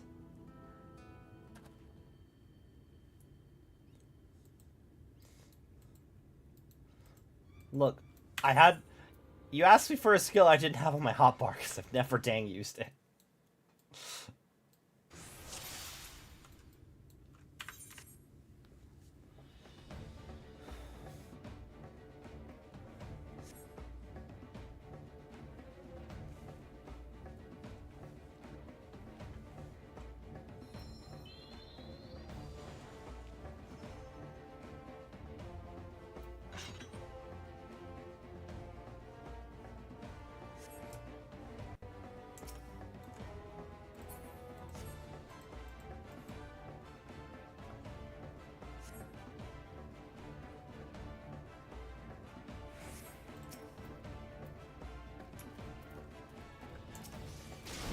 Oh, I need...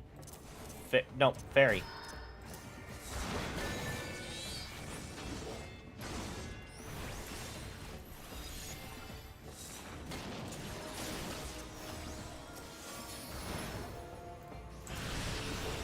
Oh, I did activation on myself.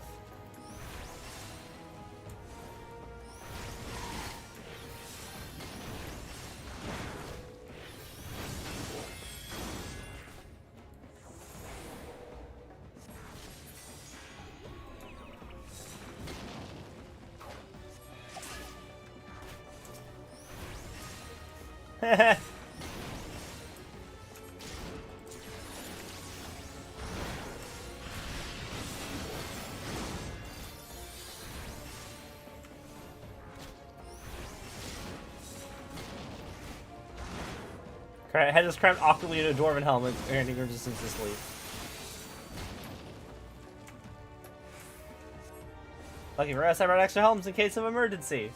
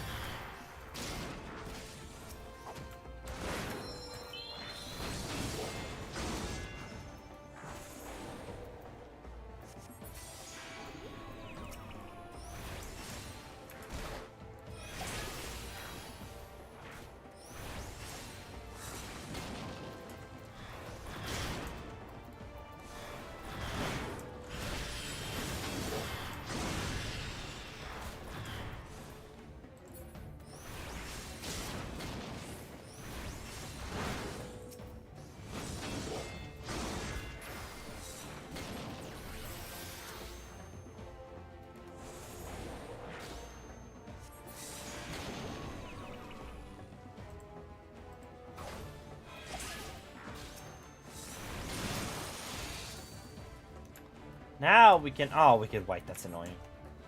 It's protected. Does some part of them remember? I'm trying to ponder that. Now, helms away.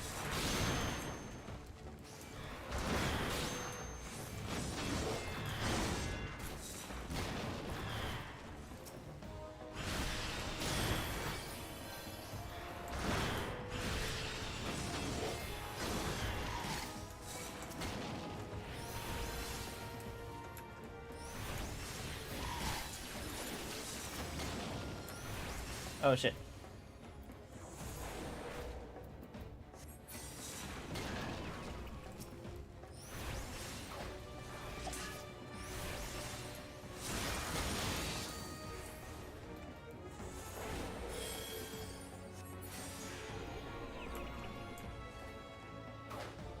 Bonk.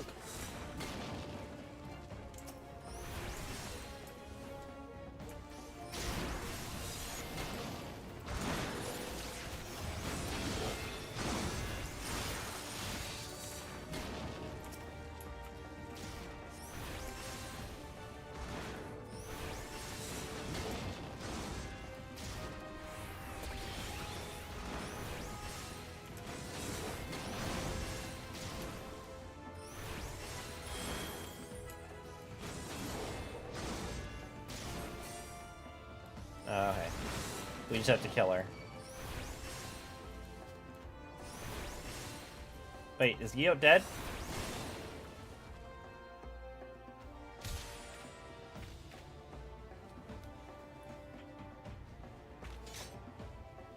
Perfect. Now...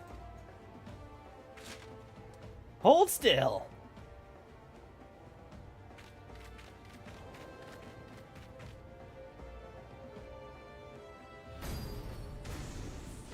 Wow. Oh, no.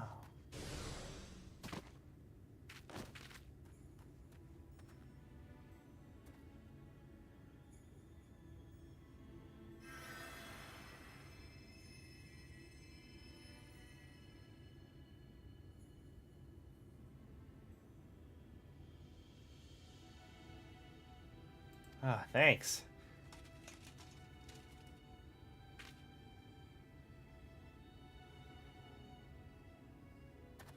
Helm got even worse than I did just then. It was our last one. No, this is the part where you take off your helmet and stick it on her. Hate to say it, this ain't gonna going as well as I hope. If we had even one more helm, I could try again, but you use yours. Well, you do have one more helm.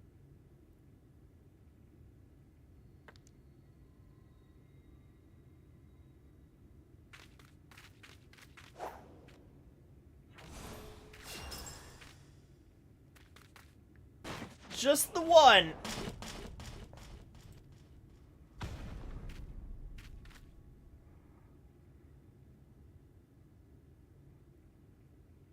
You also shaved incredibly fast.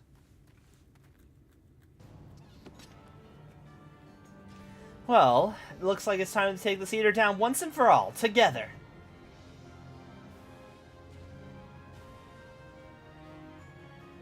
I should have seen it coming, that...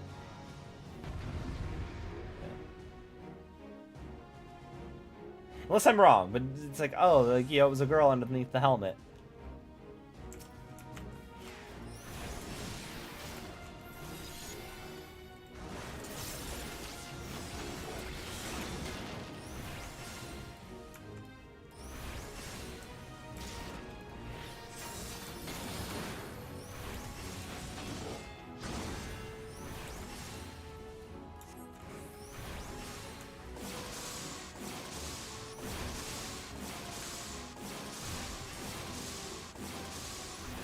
Alright, Lama's a big damn hero. No surprise she does a few dangerous tricks.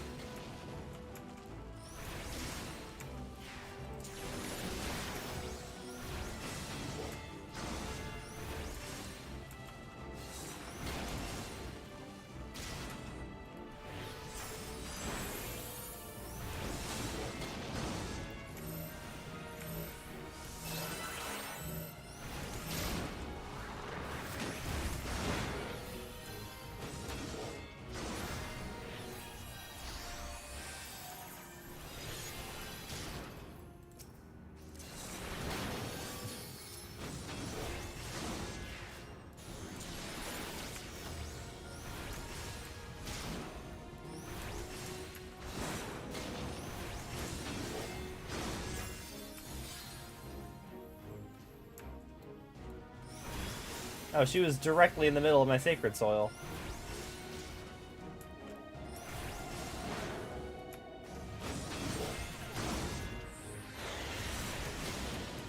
Don't scare me, I have a giant hammer.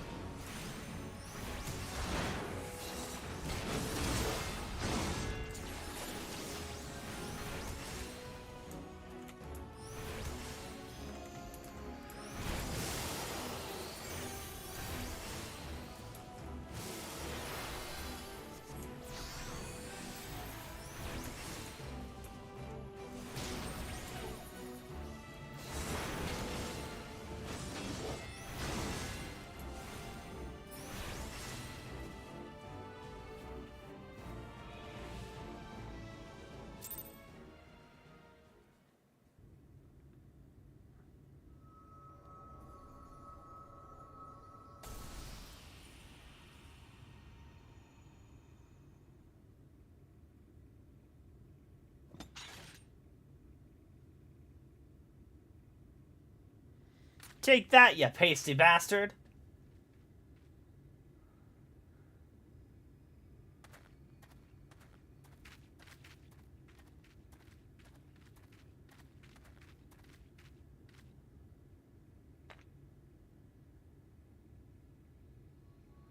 What's that you got there? Some kind of crystal?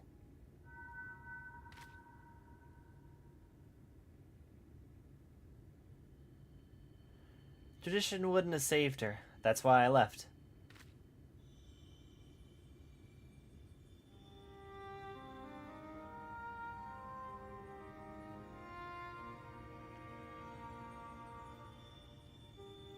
I left and I traveled, I met Ardbert, we found our companions, and together we searched.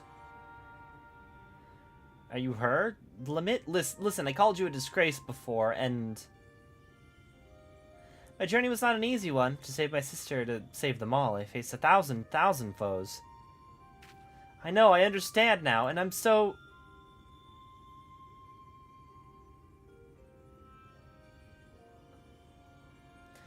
But as I did, I learned how wide this world is, how beautiful, how cruel, and how much I wanted to protect it. Perhaps it should have been easy for me, then, to give up my home forever for a greater cause. It wasn't. It hurt so much. But you bore it, you forgave them, and you survived.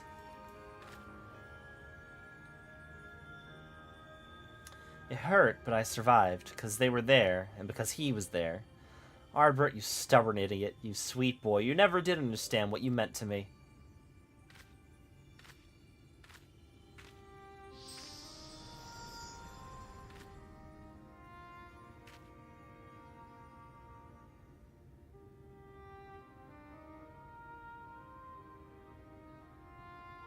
Rest well, Lamet, you were the best of us.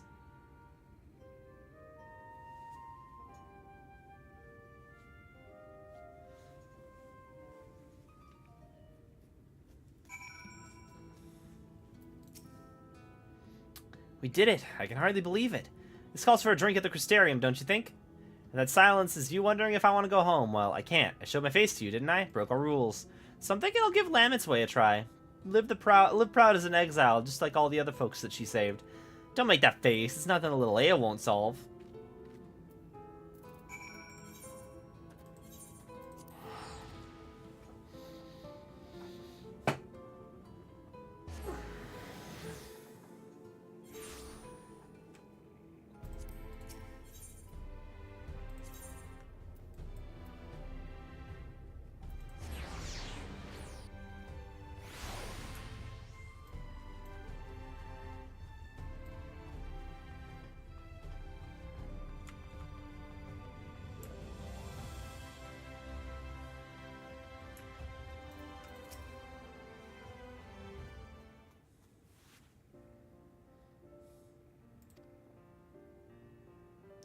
Can I help you? You're staring. You're staring. Really staring. Do you know you're doing that?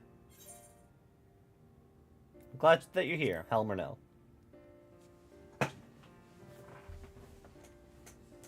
Ah, it looks like you finally figured out how to tell a joke. Now's the part where I stare all misty-eyed into the distance, right? Anyway, there's something I've been waiting to tell you. Firstly, well, you've been following along with the crazy plans this whole time, but I never really said how much I appreciate your help with Sephrosiny and Lamet. Thank you. And I think you deserve to know something else, too. You know the elder who exiled Lamet? That was my great-grandfather. He's remembered as the greatest warrior of our kind, and I always wanted to be just like him, to be strong and honorable and protect our traditions. But Lamet, she saved so many from suffering. Us dwarves might not even be here today if she hadn't cured Stoneblight. And he took away her home forever. It's hard to see that as anything other than cruel.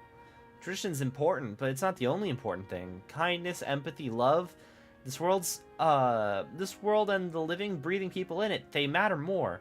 That's what I learned from all the folks I shared drinks with, from Lamet, and from you. And I intend to keep learning, here in the city, with my face plain for all to see and my head held high. So you know where to find me next time you want to share a drink. I know our job's done, but you'll always have a place at my side, you hear?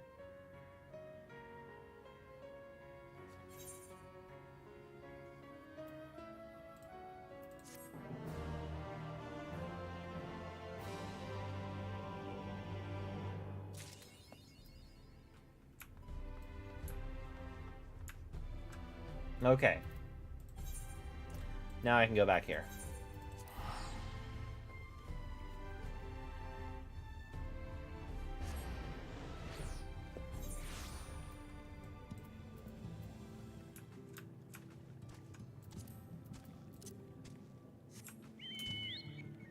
I can't fly here, I forgot.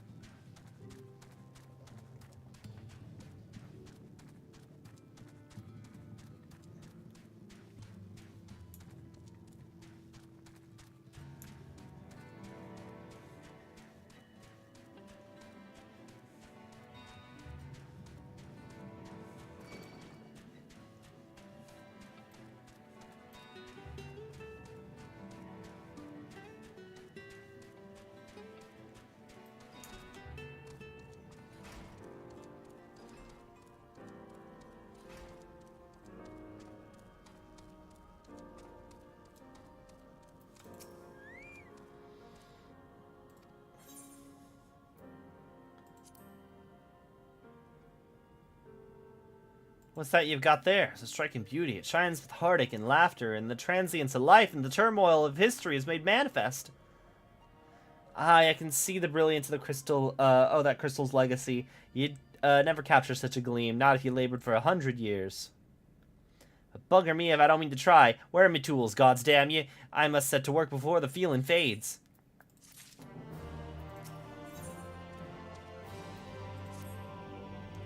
I can feel it, a vision forming in me mind. Step aside, lad, and let me itching hands get to work.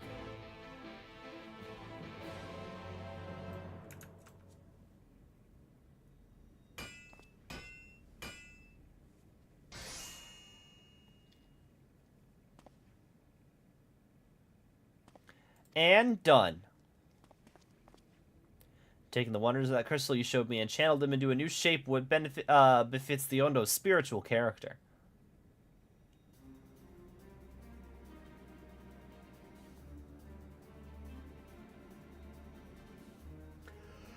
Not a bad job, if I do say so myself. And to think I was this close to hanging up me hammer after studying the craft of them ancients.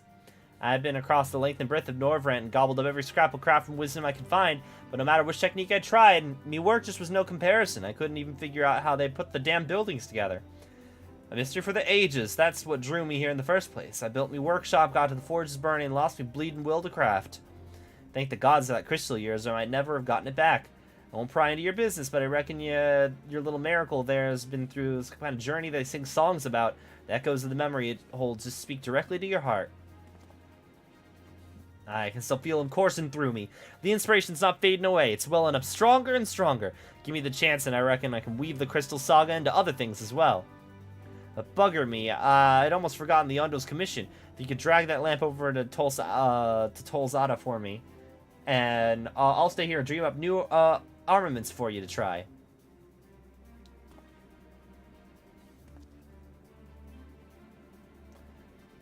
Forbidden rewards will become available for collections based on the role quests you've completed. Alright, cool.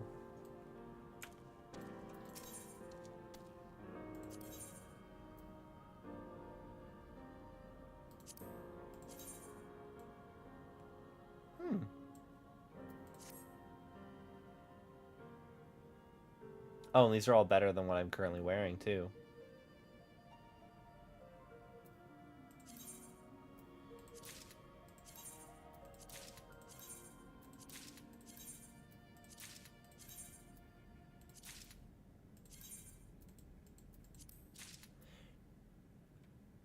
If I was to get rid of these, could I get them again from him?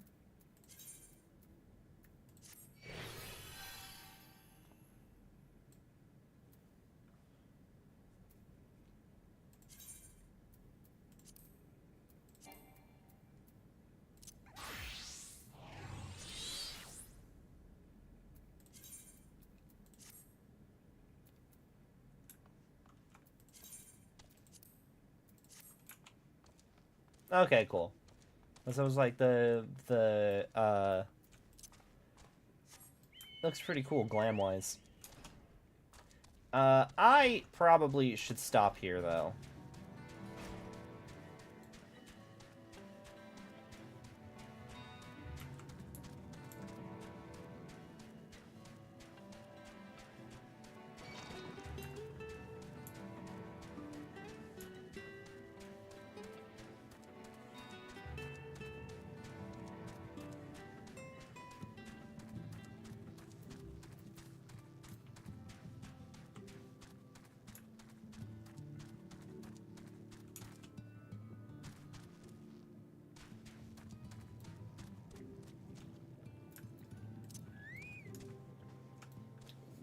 I've got to get to work in like 8 minutes, so I will be back probably tomorrow. My subscription expires tomorrow, so it'll be the last 14 stream for a bit because I've got Pokemon DLC to take care of in like a week. So, but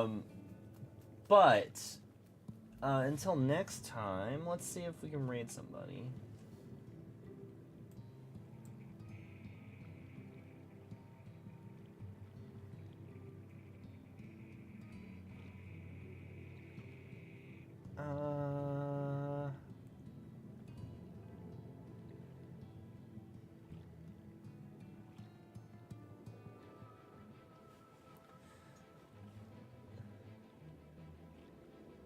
Let's raid Montauk.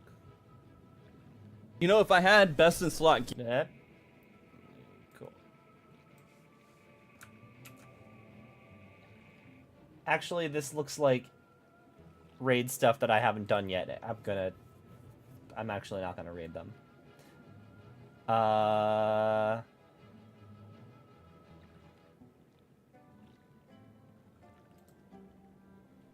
Hang on. Digimony, let's go raid them.